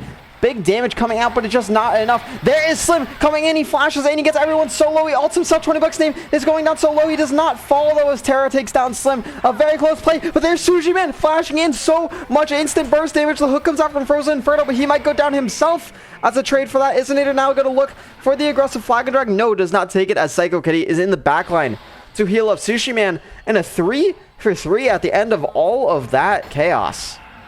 Yeah, I mean, Sushi Man really saving that play there after a phenomenal flank from Terra. Being able to pick up the easy kills will result in a nice play, I think, all around here for Rising Tide. They get the tower in the mid lane. They get a little bit of damage onto the mid tier 2, and they're able to get, I think, over to the Dragon Pit a little bit sooner, which could be that they're going to be meaning they'll be able to get Soul Point, which we saw in last game was really important in deciding how Game 1 went. So excited to see what that means for them. They're going to have vision control. Let's see what Virtue Gaming does to respond. Yeah, I mean, important to note here, too, is that Vladimir is not at that Rabadon spike yet, but neither is Falson. So both big AP carries, not quite where they want to be, but sums are down across the board for pretty much both teams. The most important one up is Breezefied actually does have his flash, so he is able to be flash out of any engages. Potatoes getting a bit caught out here, but I don't know if this is the target you want to catch out. He's not looking to engage yet.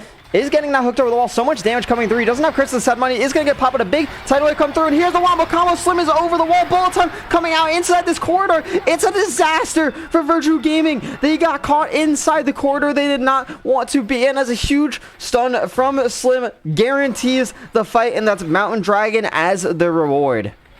Slim saving the day and making Virtue Gaming Grit pay for their transgressions. You said it correctly. Potatoes is maybe not the target that you want for all of your CC, and it costs you dearly. Soul Point is now online for Rising Tide, and they get everything that they want out of that play. Huge damage, huge kills, and a huge bounty on Sushi Man now. Yeah, I'm not sure why Potatoes has Thornmail, personally. He's going against, like, triple AP. So if that was Force of Nature, that fight is, like, even more of a wipe, right? Because Potatoes just takes that much longer to kill. So even with, you know, the target having full armor, it took that long to actually find a kill. As I say that, Slim is in a bit of an awkward spot. Is going to fall into the cage. Going to look onto Falson, but goodbye. Deletion. Falson is a bit online now, having that Rabadon. So do a quick AP check. He is at nearly 600 AP at 23 minutes. Building a support item, keep in mind. So he is hurting now. Baron is going to be started up by Virtue Gaming. We'll see if they're able to do it. Slim without Frozen Tomb is a massive ultimate that's not going to be available, but Potatoes does have Curse of the Sad Mummy. Let's see if they're going to be able to go for it. Potatoes looking for the banish shots. It's not going to land. Now here comes Sushi Man with the massive Hemoplague. Slicing Maelstrom onto the backline is going to land on to Breezefied. He is going to go down to the Cataclysm. Now the peel back. Sushi Man going solo. 20 bucks name is online. Potatoes looking forward. Gets a massive Curse of the Sand Money, but the QSS comes out for 20 bucks name, and such clutch there to stop any CC for coming down. Psycho Kitty is the next target. Sushi Man is on 20 bucks name. Rhaegar. This Shurelias comes out to speed up. Big heal coming out, but the nice cage coming in from Falson gets a shutdown over to this Vigar. And now Virtue Gaming starting to win these fights. Yeah, getting caught out once again. Slim is going to be the reason for Virtue Gaming Grit to be able to win that fight. I mean, had Slim been there, that was an easy GG for Rising Tide, but instead you're able to get the nice Rising Maelstrom there, or Slicing Maelstrom for Terra. Oh, get a lot of speaking damage. of, ultimate comes out from Slim, cancels 20 bucks name, getting over the wall just in time, and Slim will take 20 bucks name life for himself. That is mean from Slim. Nice Frozen Tomb there, being able to deny the wall slide from 20 bucks, and will get him a little extra gold. But with that being said, because Sushi Man and Breezefied both had bounties, you give a lot of gold back up over to 20 bucks. You picked up, I think, 2 kills there. Let's see what he's going to be able to do with it. Frozen Inferno looking for the fight. Potatoes is here. Cage is going to come out. Here comes the tidal wave. And Visionator in the backline flashes forward, but now he's got no follow-up from his team. Terra does not have Slicing Maelstrom available yet. Now here is Sushi Man looking for the aggressive play. Is going to pop Terra instantly. The Zanyas did cut out, so he's able to live for another few seconds. But the disrespect Hemoplague to let Terra slowly burn to his death. There's the pop, and Baron going over to Rising Tide Seagull as Virtue Gaming takes a fight with their AD carry dead. Huge play and win in terms of this team fight here for Rising Tide. They catch out Frozen Inferno, which seems to be a common theme here in this set, resulting in Baron getting taken and several deaths as well. Nicely done from Rising Tide. Now with Baron buff, let's see what they're going to be able to do with it. Yeah, top lane is the name of the game right now. It looks like they still have all 5 members alive. Remember, nobody on Rising Tide has taken a reset from that team fight win, so they're sitting on a lot of gold here. Virtue Gaming has a chance for a fight if they want to take it. Terra has the TP available, but it looks like Rising Tide isn't going to greed out for much more. They're going to take their resets very wisely so, as that could have been a massive throw. And now Virtue Gaming, has their hands tucked between their tail. They have Soul they need to contest in a minute, and everything's going in the favor of Rising Tide. And it's a Mountain Soul too, so if you give that over to Rising Tide, the power of the of Falson with the Primordial Burst is going to be super ineffective. $20 is going to be feeling that for every one of his Qs that he tries to hit. He's going to be dealing less damage. So really important here that Virtue Gaming is able to get a good play at the Dragon. I wouldn't say that Soul for Rising Tide is GG, but they definitely want to make it difficult but not give any kills over. I mean, look at the item spikes for Rising Tide too. Rabadon's on both your AP carries. Your ADC's at 3 items. Stopwatch as well on Slim. It's just so hard for Virtue Gaming to play. As I say that, Terra going aggressive, but just gets absolutely blown up from Slim. A crazy play. He's going to get traded back. He's able to flash away, but a huge stopwatch means his team's able to follow up. Bullet time coming out. Hero Plague is here. Sushi Man is in the backline looking for the kill. Is going to take down Falson. No, Falson survives at 1 HP barely, but sir, I don't think you're going to be able to survive this one very long, as Sushi Man has the ghost reset. He is running him down. He's looking for the play. A triple kill coming from Sushi Man. Somehow Izinator is back here on the backline in a solo mission. Potatoes is going to lock him down. Bubble coming out as well, as Izinator is the last man to fall from Virtue Gaming. An ace and potentially game coming through from Rising Tides.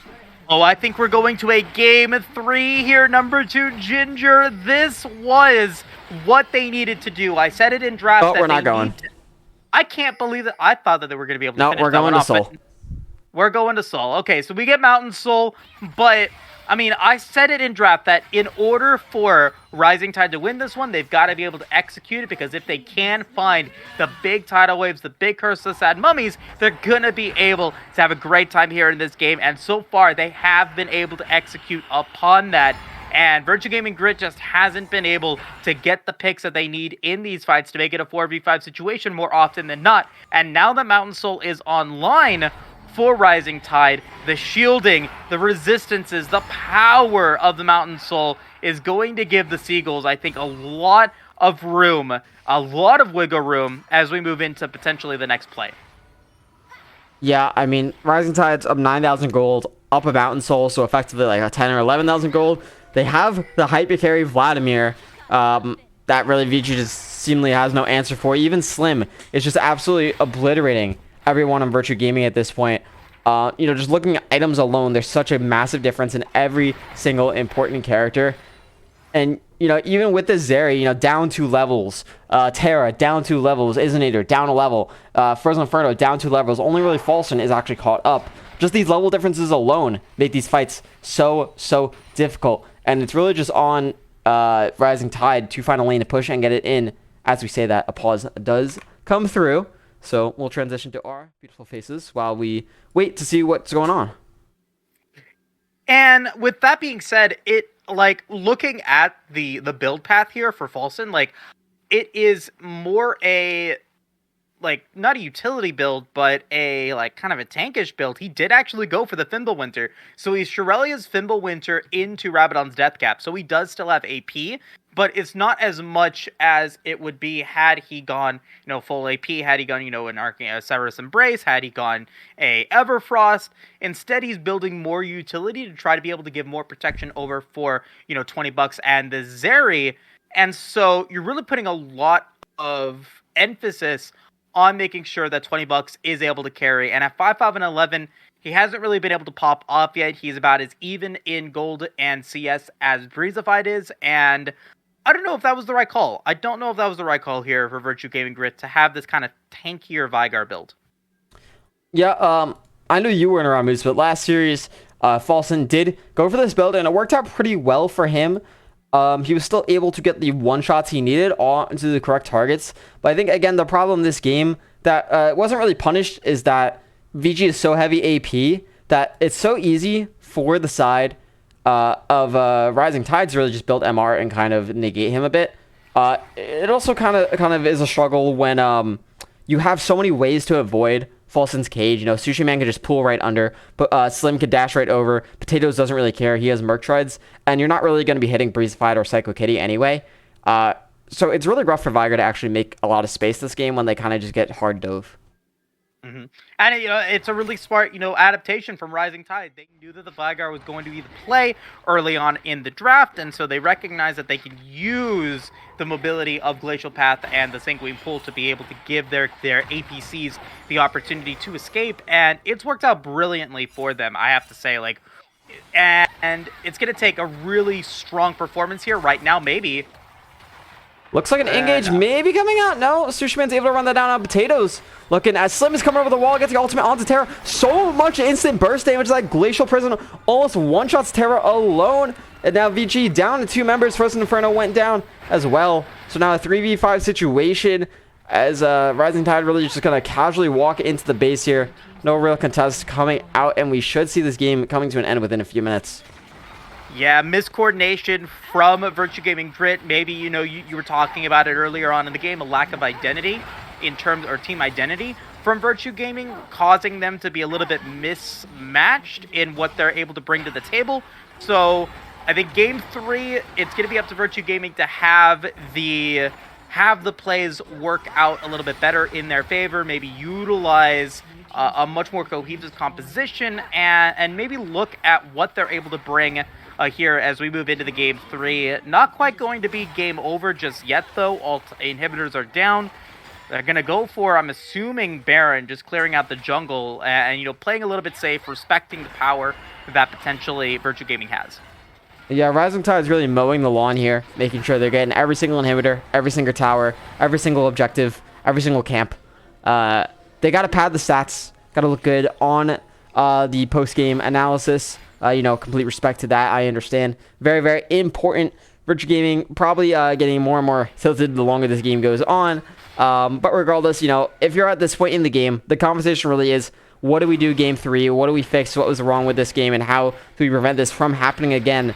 As it should be pretty easy to identify this game is a lost cause. So sometimes this extra timing of games can be very helpful to kind of just, sit as a team and really think what you want to change. Exactly. And so, I mean, with that being said, I want to see... I think I want to see more of what we saw in Game 1 in terms of the composition. Terra playing a little bit more weak side, having Folson and 20 Bucks being your carries here. Because, the cannon, can be really strong. I don't know if it is the composition that they want. I know that it can work. It just didn't work out in this composition. So like you said, don't let this game get to you. Don't let the tilt happen. Let the win go over to Rising Tide. Just make sure that you win the series 2-1 and, get us into a pretty exciting Game 3. Yeah, here comes the engage coming out from Virtue Gaming. The Hallelujah play. Bullet Time's going to come out. Didn't land on much. VG still full HP here as Vladimir is not around. Slim going down to 1 HP. 20 Bucks going to flash and get the shutdown. But here comes the 4-man curse of the Sad Money. Isn't going to dive onto Breezified, but he is alone as Sushi Man is in the backline, taking down so much. Members of VG doing so much damage. 20 Bucks name is not able to finish off Sushi Man. Folsom running down with 1 HP. And there's so many members of Rising Tides left as they're going to absolutely annihilate the base with the help of their super minions to take down Game 2 of the night. Yeah, and I think we've analyzed, Game 2 pretty well here. I think that, at the end of the day, just being able to get your APCs for Rising Tide going, it was really, really strong. It worked. It ended up being that massive curse of the Sad Mummy from Potatoes, causing the, tidal wave of power for Rising Tide to win this game. A huge, huge shout out to that Curse of Sad Mummy. Probably one of the best ultimates that I've seen out of an Amumu in a long time, because it allowed for both Slim and Sushi Man to get off on the right foot, and worked out, so well for them. They were in control of the game from then on. So really, really nicely done for Rising Tide, taking us to a 1-1 series in, what we had been talking about, Ginger. Like it looked like it was supposed to be, on paper at least, a really strong performance, and maybe even a quick 2-0 from Virtue Gaming Grit. Not going to happen. Yeah, I mean, well, clearly not going to happen, but very well said. Overall, I think Potatoes played very, very, very well with those Crystal Sad Mummies. Oh, my camera has finally decided to refocus. I've been blurry for the past 10 minutes, and it's been driving me crazy. But yeah, super, super well played by Rising Tide Seagulls. Really bringing it to Virtue Gaming and, showing that they didn't care about game one. They were still ready to go. Taking that early game tempo from game one and instead transitioning that into game two. In game one, they were lacking any sort of late game scaling threat. And now they have the game 2 scaling threat with that Vladimir, even that Lissandra, not typically a scaling threat, absolutely nuking everyone on Virtue Gaming just because there was no real resistances coming out. So super, super well played by Rising Tide, and I'm excited to see what they can bring for game 3. But speaking of game 3, we are going to go to a quick break while we wait for both teams to get ready for the third game of the night. So don't go anywhere. We have a banger today, and I'm very excited on this Sunday night. Virtue Gaming Grit versus Rising Tide Seagulls in RA Junior. Don't go anywhere.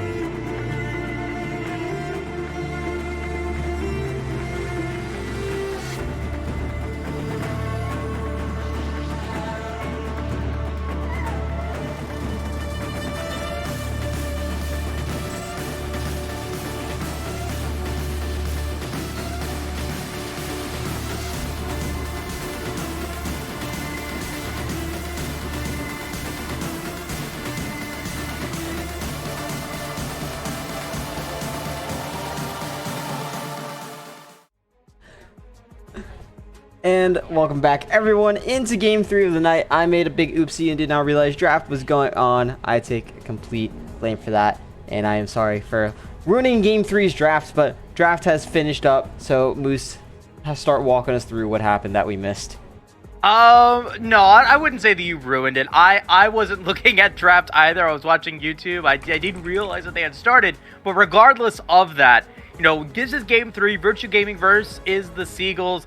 Definitely going to be a really fun one. Ezreal, Renata, J4, Ahri, Camille going to be picked up here for Virtue Gaming. Rising Tide, Lulu, Kai'Sa, Morgana, Udyr, Cassiopeia. So, I'm very excited to see here what this Kai'Sa Lulu are going to be able to do against, or Kai'Sa whoever are going to be able to do up against Virtue Gaming's bottom lane. Ezreal, Renata.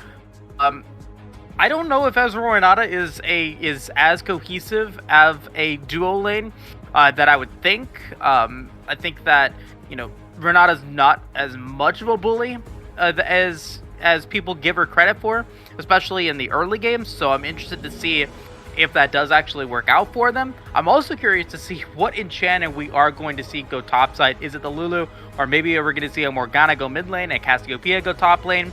I know that, you know, enchanter compositions, the like enchanter top lane has been pretty nerfed to the ground, and so I'm curious to see how Rising Tide's composition plays out. Yep, so just to confirm, it is going to be Lulu top and Cassiopeia mid. Okay. They're doing incline right now. But yeah, very interesting again with the Renata pick. You know, you feel like the traditional, if you're picking like Ezreal Enchanter, would be Ezreal Karma as like a bully lane.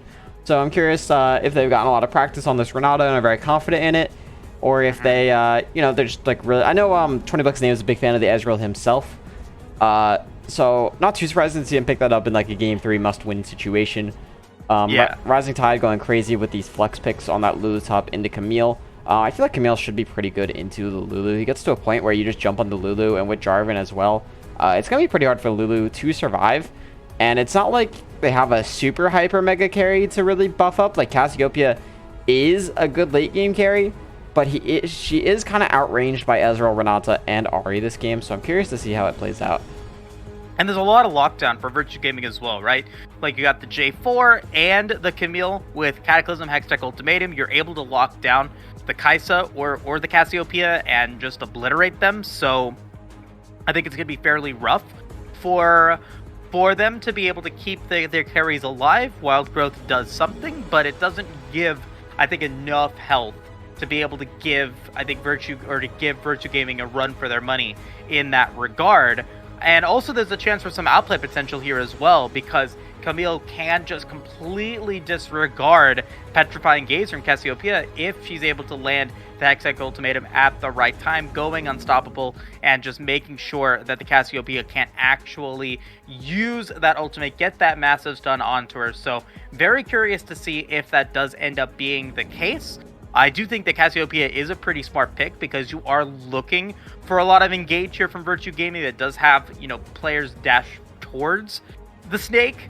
Ahri, J4 being the J4 and Ezreal all, needing to move into Cassiopeia's range of influence in order to get work, and you also deny the mobility with the with Miasma to be able to, deny the Flag and Drag, deny the Spirit Rush, deny the Arcane Shift. So I think a really solid pickup at the very end of the draft for Rising Tide, semi-countered by the Camille.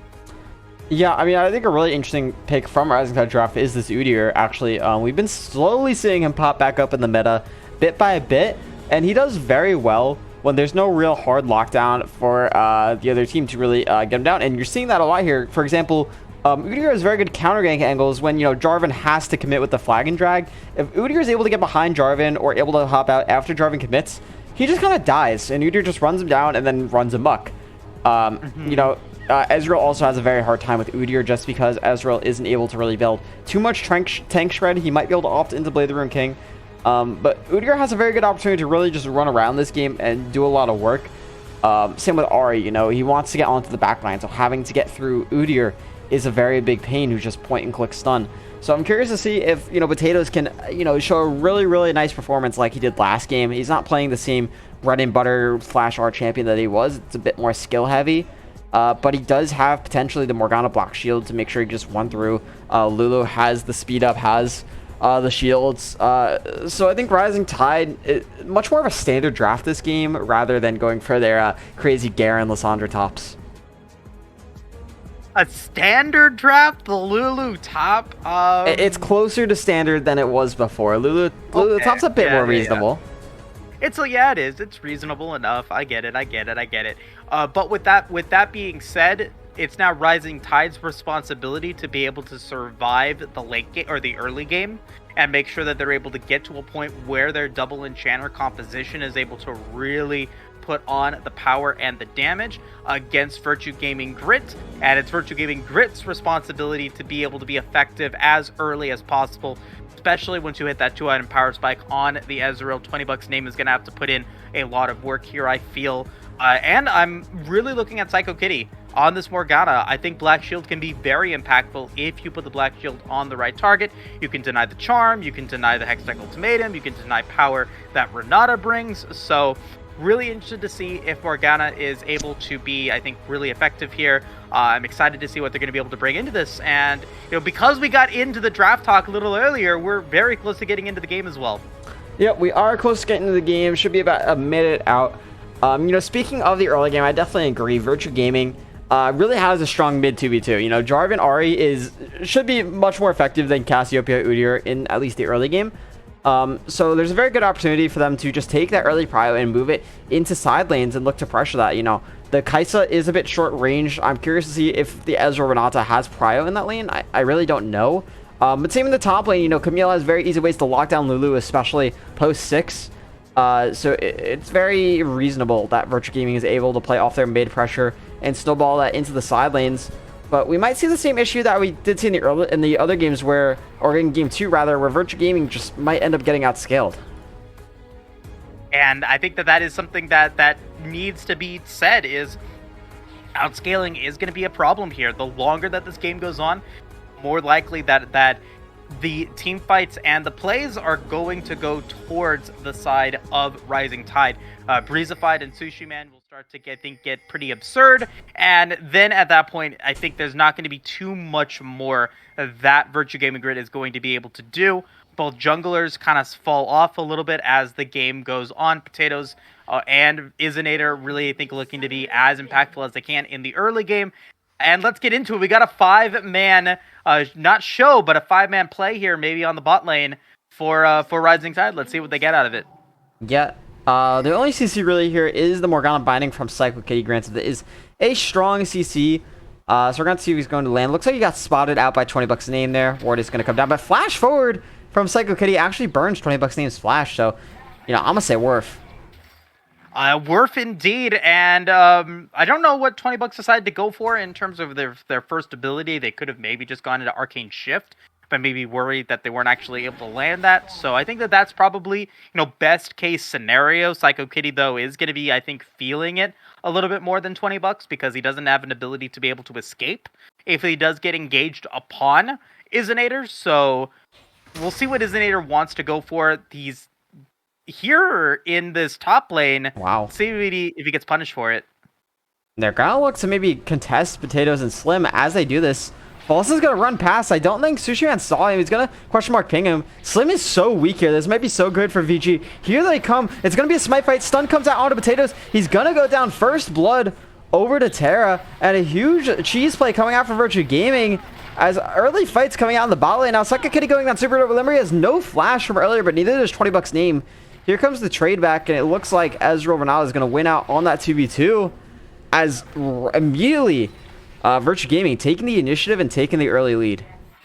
Nicely done. Yeah, really capitalizing on the weakness of Lulu here in the early game, and especially since it's, a flash exhaust.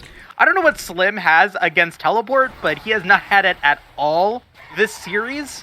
Just, going for these really aggressive summoner spell options. And now, really, buying into that support role, giving Psycho Kitty and Breezified the chance to go for more offensive summoner spells with the Ignite and the Heal. So excited to see what that means here in terms of what they're going to be able to bring to the table as we move further into the game. But the fact that you shut down Potatoes so early, deny the fact to get that early level 2, gives Izinator the chance to go for these ganks. Oh, flash coming out from the Izinator, looking onto Slim, is not going to land, but burns the flash himself. Slim also has the exhaust in the top lane as disposable, 3 games without TP, so he was feeling pretty safe up there. So Izzo making his presence known.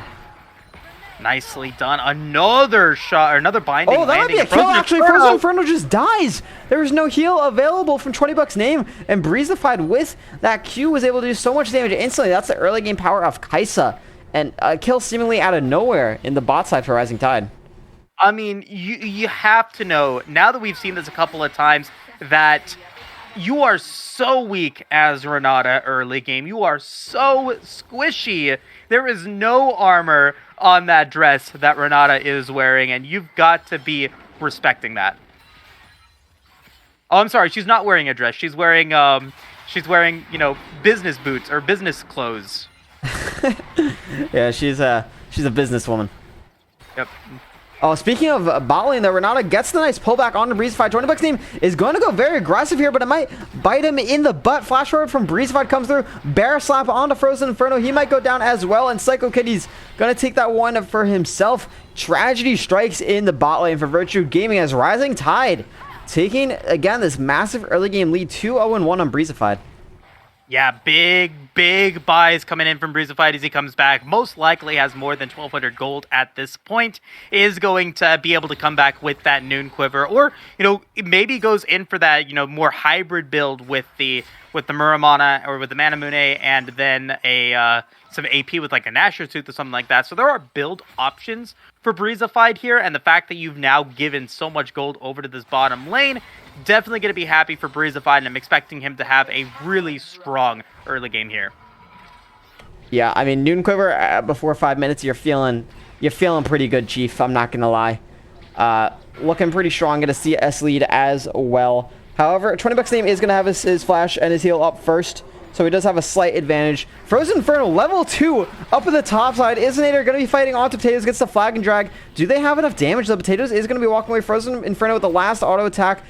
Izinator's going to pick that up, I believe, with a red buff. So the level 2 Renata roam into the top side of Rising Tide Seagulls jungle is going to work out for a kill.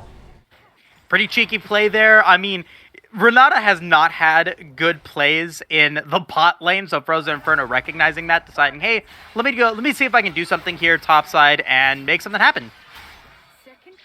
Yeah, but I mean, in the meantime, 20 bucks name is just getting frozen on, right? There's nothing you can really do down here. You could farm from a distance with his Q decently, but he's still always at risk of just getting flashed on by Psycho Kitty, so he's in a rough spot that he's going to need to get bailed out of. eventually, right? Like this is a rough situation for him, but he does have Arcane Shift.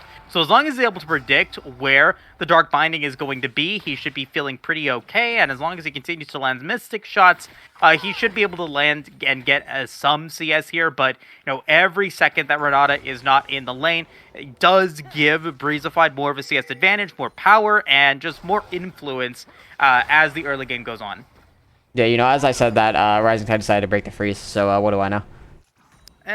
Well, I mean, you are a master player, so you know something. We don't freeze here. We just go, we push the wave, we do dragon, and that is exactly what Rising Tide is going to do. They're going to pick up the dragon for themselves. Falsten is moving down here into the bot side river, but he's going to run into a lot of members of Rising Tide, so he decides to back away. So this early kills in the bot lane leads to an early dragon. Is going to be the Ocean Dragon, and a nice pickup for them. Terra keeping the trades real up on top with Slim, but Slim is absolutely chilling up here. And both teams seem to have calmed down a little bit. And that's the power of having an AP champion in the mid or in the top lane against the Camille. It does mean that you can't, like, adaptive defenses doesn't give you the extra armor shield. It gives you that AP shield, so you can't just go in against a wave of minions as the Camille. You will get chunked down because those minions do deal not a ton of damage, but as a full unit do deal a lot of damage. Izzanator gonna find Slim here. Bit of an awkward situation here for Izzanator. He's invading without Prio in his lanes. Terra's gonna come in, get this one on Potatoes, but Potatoes just gonna slap up Terra, and now Terra's gonna go down here, it looks like. Gonna flash away. One more auto from Slim would do it. Potatoes running as fast as he can with the bear form, gonna give him the Tiger Claws. And a bit of an overextension there from Izzanator is going to cause his top laner's life, as now Izzanator is a little bit overextended too. Potato's going to maybe look for the dive. No, decides to back off. And his top side is dominated by Rising Tide Seagulls. That was the one good point here for the side of Virtue Gaming Grit, is that they had the top lane power and they give it away. Now, the only lane that's doing somewhat decently is Falsten as this Ahri, and that is definitely not good. You need your side lanes to be effective here for Virtue Gaming, and Rising Tide, they are up to the challenge. Yeah, I mean, even in this bot lane, you're seeing so much damage coming through as Falsten. Big trade on Tsushima, but didn't have the ultimate to finish that one off. But 2 plates now going down in the bot lane for the side of Rising Tide Seagulls. Maybe a third one, as they're just bullying under tower at this point. And Izzanator is so under level 2. He's only level 5 at 8 minutes on jungle, whereas Potatoes is already level 6, probably halfway to level 7. Just might hit it on his 3 camps in the top side here. So really starting to get a little, maybe some desperation from Virtue Gaming, as we were we were talking about that they had the early game kind of in the bag champion-wise, so falling behind feels really, really bad. And 20 bucks almost getting sniped away from that Void Seeker was down to like less than 10 HP. Getting hit by that out of the recall, so he definitely is lucky that he didn't die there from Breezified. 2-0 and 1 comes back almost with the Kraken Slayer. That is a big power spike here for this Kai'Sa. And on top of that, now having all summoner spells, like, you're gonna be able to win those bottom lane fights. And so I think that if you're Rising Tide, you're definitely happy with the position that the game is going. You're not worried about some of the early game power, because the window of opportunity that Virtue Gaming Grit has with the Ezreal is now shortened when he gets that 2-item power spike. So I think you're pretty happy about where you're at right now. Yeah, and Slim up in the top side really bullying Terra a bit here. Terra falling so low, and Slim has that mana regen from the Bandoglass Mirror, so he's not really worried. Is now in a 2v1 situation. Cataclysm immediately comes out from the Izzanator, just going to be auto-attacking Slim to death here. Terra is going to find the hookshot, but it doesn't even matter, as Izzanator solo killed Slim there, who had a really late flash into the flag and drag. So nice punish from Izzo onto the overextension, getting some gold back into their favor. And I think that Slim just thought that maybe you could get out of that, just ride the Cataclysm and get away, but instead using Flash too late there, gonna give a kill over to Izzanator, and gonna give the Rift Herald as well. So a little bit of a reprieve here for Virtue Gaming Grit, as the dive may be happening. Yeah, nice binding, lands on the Frozen Inferno. They're gonna get immediately blown up. 20 bucks name looking for the play. Frozen Inferno is able to make himself live for a little bit longer, but it did not matter, as too much damage is the name of the game for the Rising Tide Seagulls right now. Gonna take down so much gold on to this Kai'Sa. I mean, let's just take a look at the gold difference already 10 minutes and 2,000 gold ahead on the AD carry and 1,400 gold ahead on the support. Plus, going to get this first tower potentially as well. It's as big of a disaster as you could name it. Yeah, I mean, this was exactly what they needed. Another dive onto Slim, though. Yeah, Slim gonna use Huge Fight on himself, but the chain CC is just too much. Isn't it gonna take up one more charm? Going to survive, and a nice 3-man dive coming onto the top side, but at the same time, bot tower goes down. Cassiopeia is getting free farm in the mid lane. You gotta ask, like, is this even worth? If they're able to get the tower, then maybe, right? Like you need this tower at this point, and you need to give Falsen the gold. The Falsen not getting the actual power or the actual gold from the kills is pretty sad, and now it's like you're putting so much. Oh, speaking of Falsen, he got rooted up in the mid lane. Psycho Kitty is going to make him flash away, popping the chains. And that is going to be a trade of Falsen's flash for pretty much just Sushi Man's cleanse and ultimate. So a nice roam up from Psycho Kitty is just adding so much pressure as Cloud Dragon now going over to Rising Tide Seagulls.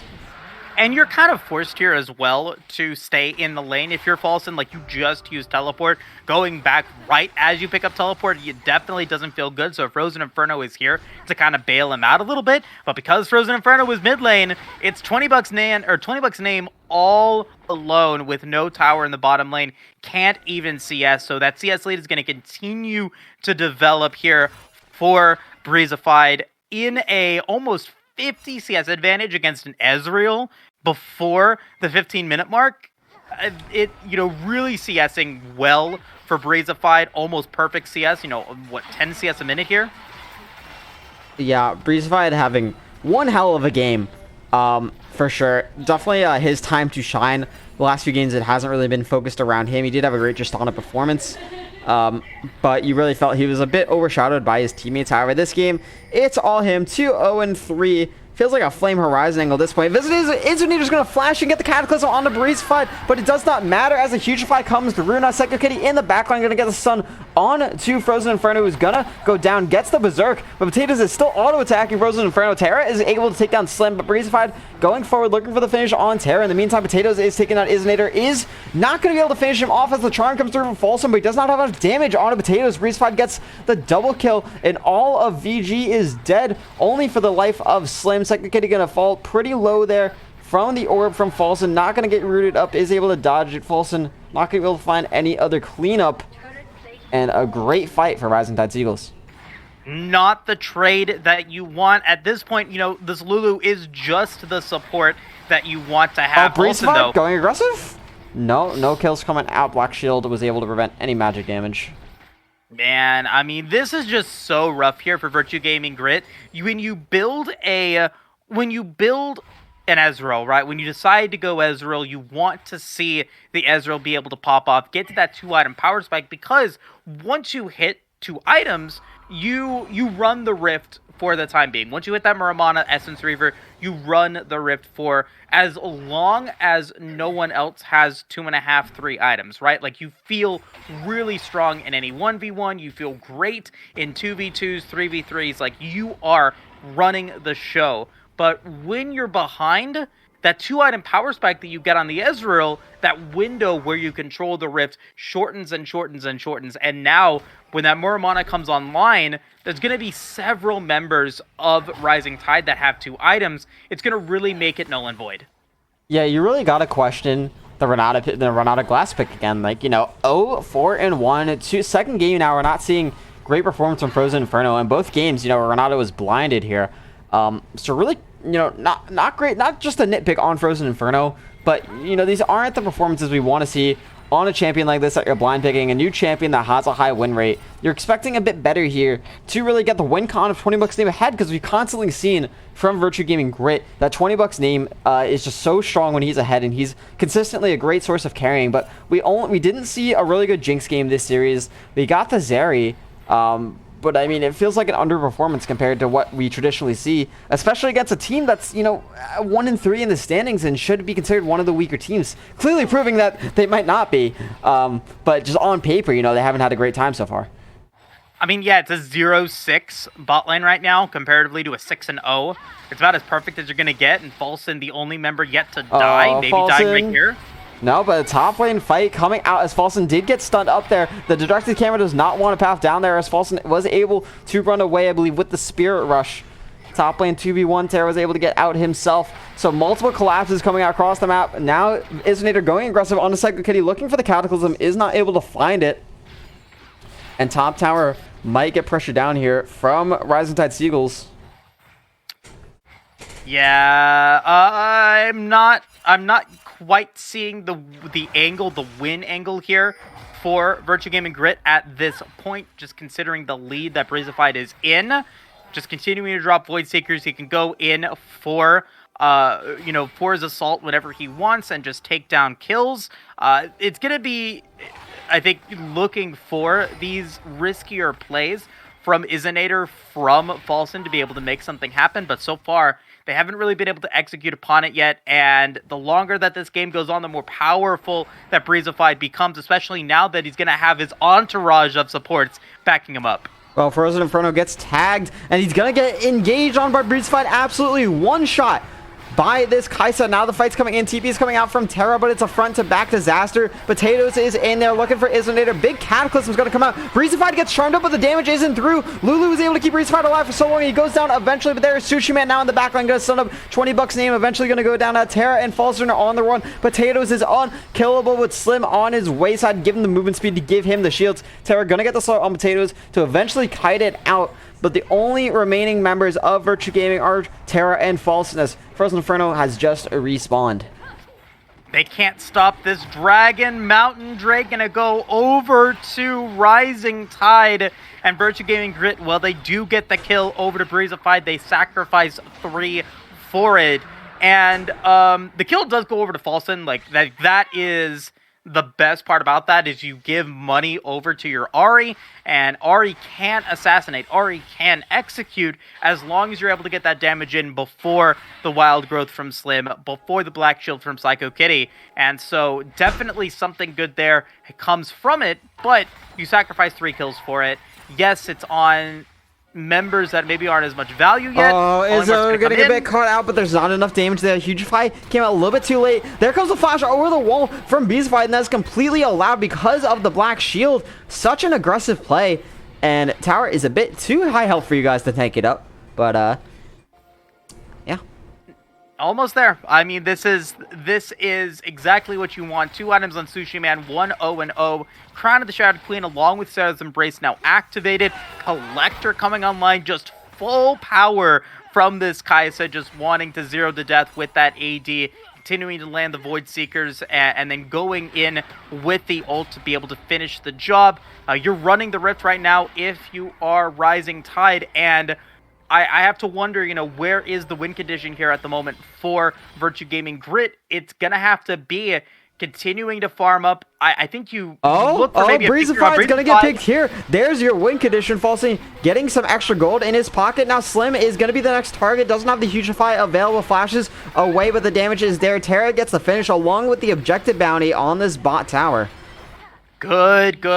Yes, over positioning from Breezified. Yes, you are 5-1, but you can't just go in at it all alone. You will fall, and you will not survive that one. And so this is the way back into this one for Virtua Gaming Grit, and they're going to see if they can bring whatever power they can into it. It gets rooted up there. They are taking tower. Terra's going to be taking as long as possible, but they are able to get out of that one. A little bit scary there. The Dragon does spawn in 3 minutes, and this is a 22.5-minute soul if Rising Tides are able to pick this one up. So Virtua Gaming, for the rest of the game, has to make sure they're contesting every single dragon.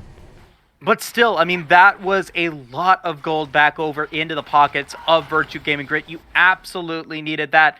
Bounties are still up as well, so if you're able to find another tower or 2, well, bounties are on the table. You can be back into a gold lead here.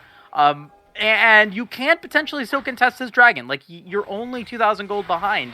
You've just got to be able to get the right angle. You got to find that pick again on Breezified, because if you're able to do that, the composition kind of falls apart because you're built around making sure that Breezified is able to get that damage in, especially since Slim picked up that Moonstone Renewer.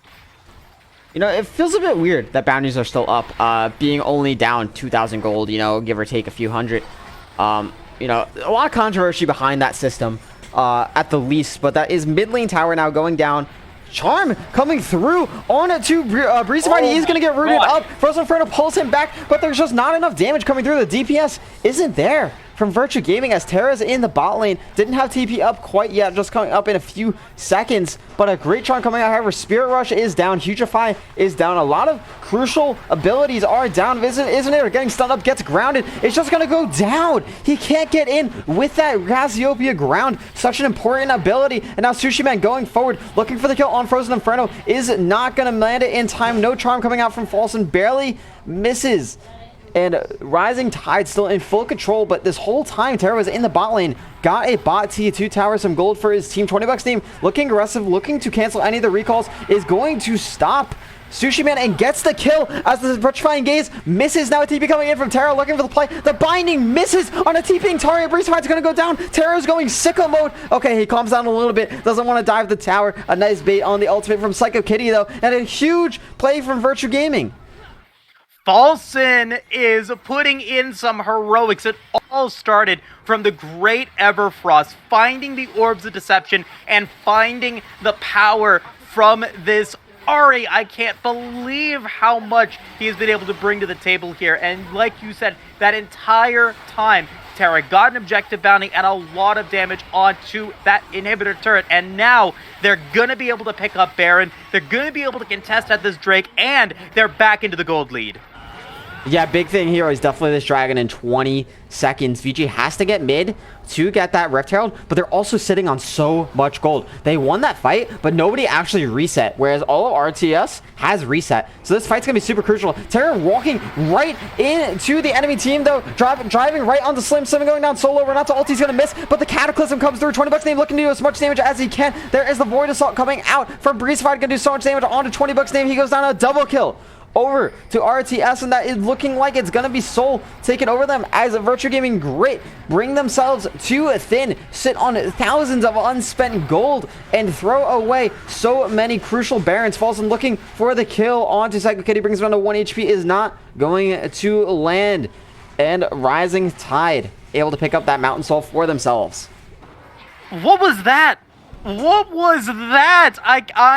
I'm a little flabbergasted there because you get Baron and then you go immediately over to the Dragon. Yes, you have the opportunity to be able to steal it, but then Falsen goes in for the deep teleport in bot lane and isn't in the fight. Had Falsen been there, yes, that fight could have gone their way, but instead, Breezefied gets a double kill. It completely nullifies the Baron that you just got, as Mountain Soul is now taken for Rising Tide. They're definitely happy about that, and all they have to do is be able to survive a little while longer. I think that they would be able to take an Elder Drake fight, despite being in an even game.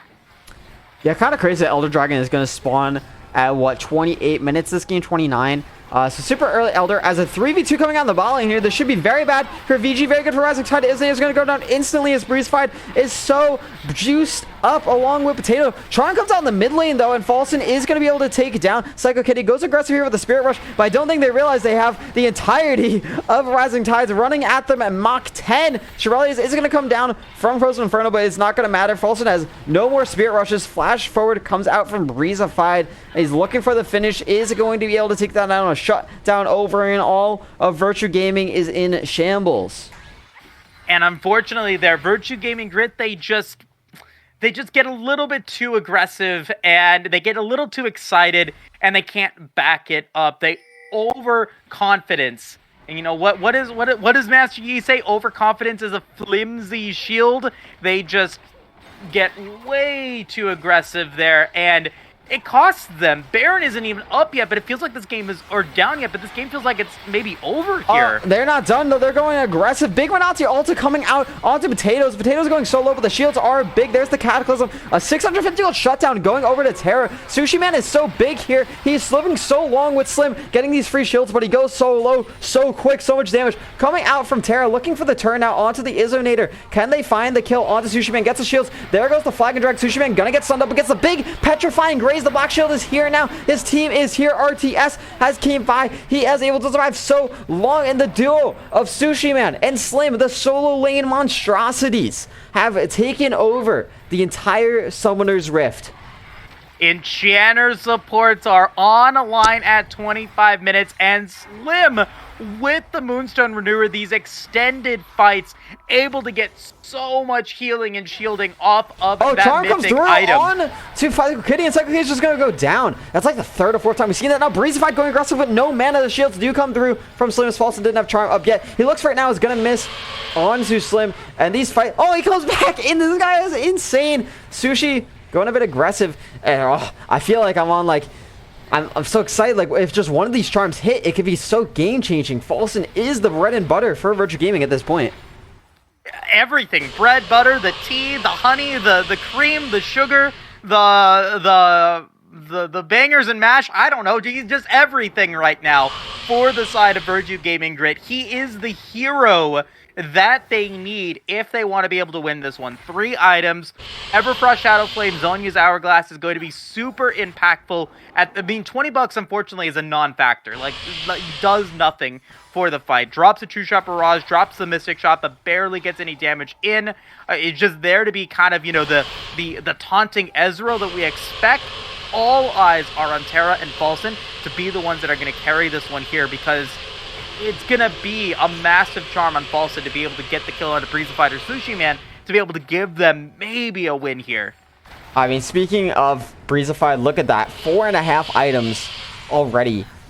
Infinity Edge, Collector, building towards the LDR, has the PD, has the Kraken Slayer. This man is, if he is able to get out in a fight and survive for a little bit, get Slim some peeling, he is just going to 1v9. Like, there is no way to stop this man. Speaking of, Terra looking aggressively on Slim, has a lot of damage. Potatoes is down here, though. The exhaust is going to come out. Terra flashes away. Potatoes is going to try to roll him down. True Shot Barrage does negative damage. And now $20 name is here, going to force Potatoes to be a little bit careful. But now Potatoes just goes back in, gets the double stun. Slim is getting the shields, and there is Psycho Kitty flashing in. Ismander is looking for the finish on Slim on this Lulu, but this Lulu cannot go down. Sushi Man is a machine gun, Falsten down to 1 HP. Double kill already actually over to the side of Virtua Gaming, and now Potatoes going down. Big Berserk coming out, but Sushi is surviving. Terra is still alive though. Frozen Inferno is here. $20 name. How did this work for Virtua Gaming? How did they win this fight? What happened to Breezified? Virtua Gaming might look for the end here. 28 minutes. They have 30 seconds with the wave in the bot lane. Can they do it?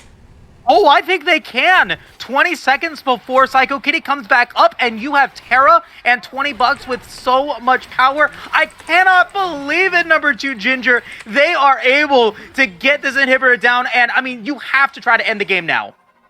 They're going for it. I mean, 5 seconds on Psycho Kitty, 10 seconds on Breezified. They have the first tower down. They're going for the second one. Slim is up in 7 seconds. There goes the second tower. They're just hitting a Nexus. They have the wave here. Can they do it? Halfway through. Breezified is here. They're focusing on Nexus. They do it! Virtua Gaming, from the brink of defeat, brings back the jaws of victory. And they're able to take down the series 2-1. That is a heartbreaking loss, a heartbreaking defeat for Rising Tide Seagulls. I cannot believe it. The throw, the massive throw from Rising Tide. Terra gets so much damage onto Slim, doesn't allow for that massive enchanter to be there to keep Breezified and Sushi topped off. And $20 name is able to get the right angle to be able to make it happen. I'm in shock. I am shooketh. I can't believe it. The 2-1 comeback victory for Virtua Gaming Grit. Yeah, absolute banger. I never doubted them. I never lost faith. Not at all. No way. Crazy game. Big congratulations to Virtua Gaming Grit. Struggling inside game. But still coming through as a team, able to take up the victory. And same thing, big shout out to Rising Tide Seagulls. They came in as heavy underdogs, not favored at all by, I think, anyone, and still came out firing. And, you feel like they maybe made one play a little bit better, and they could even just 2-0 that when taking game one as well. So huge shout out to them as well. And what an insane game to cast. But we have an interview, Moose. Oh, I'm ready. Let's make it happen. All right, let me move him in here. And we are joined by Mad Plague Frozen Inferno after a 2-1 victory over Rising Tide Seagulls. Frozen Inferno, are you with us? How you doing? Hey, I'm doing better than I was during the game, I'll tell you that. Yeah. Well, congratulations and GG's on your 2-1 victory. Let's just start. How are you guys feeling as a team right now after that insane game 3? We're feeling like we need more scrims. We need a lot more practice on playing strong side bot lane and just a lot of things that just went wrong in comms. We are looking to get a couple scrims in this week and just kind of lock things back in because we really underestimated our opponents this week. And I think that showed both in drafts and in game. And we really need to play more respectful of everybody in this league because they're all in this league for a reason. They've all been playing together, and we just kind of underestimated them. We had a lot of miscomms and things that weren't really working in our favor. So we just got to lock it back in. Yeah, I think Moose here. I want to talk to you. I'm happy that we're able to talk to you, Inferno, because you had 2 games with the new champion Renata Glask. About 80% of the game, I would say. I think you would agree with about 80% of the games. I felt like you were not having a great time piloting the new support. Now that you've had a couple of games with it, I want to get your thoughts as a support player. What's your opinion on Renata? What did you like about it in these 2 games that you played? What do you think you need to improve upon with that champion moving forward? Well, I've played 10 games of it in solo queue. I went in, thinking, okay, I'm pretty confident on, the mechanics of the champion. My issue with her right now is she's not incredibly strong in lane, and I play like she is. So it's just like, kind of understanding the kit and understanding my lane presence better and, getting back into the swing of things. But she is such a late game monster with her ulti. Like, if I can just get to that stage of the game without dying like 6 or 7 times, I think we're in really good shape. So I think the champ is really, really strong. It's just a matter of understanding, how the lane works. Yeah, for sure. So I wanna drop back quick. You mentioned you guys weren't necessarily as prepared for this game as the previous series. Rising Tides came out with a lot of let's say innovative picks. Garen in the game 1, the Lissandra top in game 2, and even the Lulu top in game 3. How do you feel that affected the overall game state? Did it throw you guys off your game plan? Did it make you play any differently, or maybe not play optimally because you weren't expecting it? Yeah, absolutely. The Lissandra was really one that we, didn't even game plan or schedule or, understand how to play against, When they locked that Lissandra Vlad, it was basically GG's Blitzcrank. I'm not allowed to hook anybody. So it was just really bad. But it was a crazy good pick for them as it turned out. And it's one of those things like you can't really game plan around stuff like that. You know what I mean? Like you never know what they're gonna pull out, and we ended up banning the Amumu and the Vlad in game 2 and 3, or in game 3. I mean, we just didn't want to deal with these big team fight presence champions because they really just were deathballing us on repeat. So. That Lissandra was like a huge pick for them. It was actually insane. That guy was nuts. It was. I mean, to watch it, it was really, really it was really tough to see the Curse of the Sad Mummies land on multiple members into the Hemoplagues and into the Frozen Tombs, and then moving into what was a really difficult early game for you guys in game 3. Talk to me about the communication that's going on. Like, how do you guys stay composed in these times when your team is with their backs against the wall? Yeah, I mean, it's really driven by our solo laners. Terra and Falsim are really just trying to keep us locked in because they both were really strong throughout the game. They both had they were either even or had a lead at any given point in the game. So they were kind of driving the comms in that direction, like, hey, I'm really strong, play around this, play around that. And it worked out really well for us because we were able to calm effectively in that last fight and really pull things back together. But yeah, I mean, it's one of those things like with our team, it's really easy for us to like kind of get complacent and feel like we're better than everybody that we're playing against. But we have a strong presence in Izzo and comms, always telling us to focus up, lock it in, make sure that we're focused up every time that we go into a game. And if we get behind, it's always Terra and Falston driving the comms and making sure that we're staying focused and not tilting off the face of the planet. Yeah, I mean, really good to hear. Izzo, we are a big fan of Izzo over here on the VG casting desk. Always a positive force. But I mean, looking ahead, you guys move up to 4-1, 2 weeks left in the regular season. You're effectively locked for playoffs at this point. I think it's like a 90-something% chance looking at the odds, and then you have like a 10% chance of maybe doing a tiebreaker. But for argument's sake, we'll say you're effectively locked. Looking forward, you guys, as you said, you were probably expecting this to be one of the easier matchups. How are you feeling coming into your last 2 weeks? What are you guys really looking to improve on? Are you really looking to try to just dominate, win out, and get a top seed? Is there anything specific you're going to try to maybe improve or try some innovative picks? What are you guys thinking of? I think we've really established an identity as a team, in that we like to play kind of this weak side bot with a roaming support.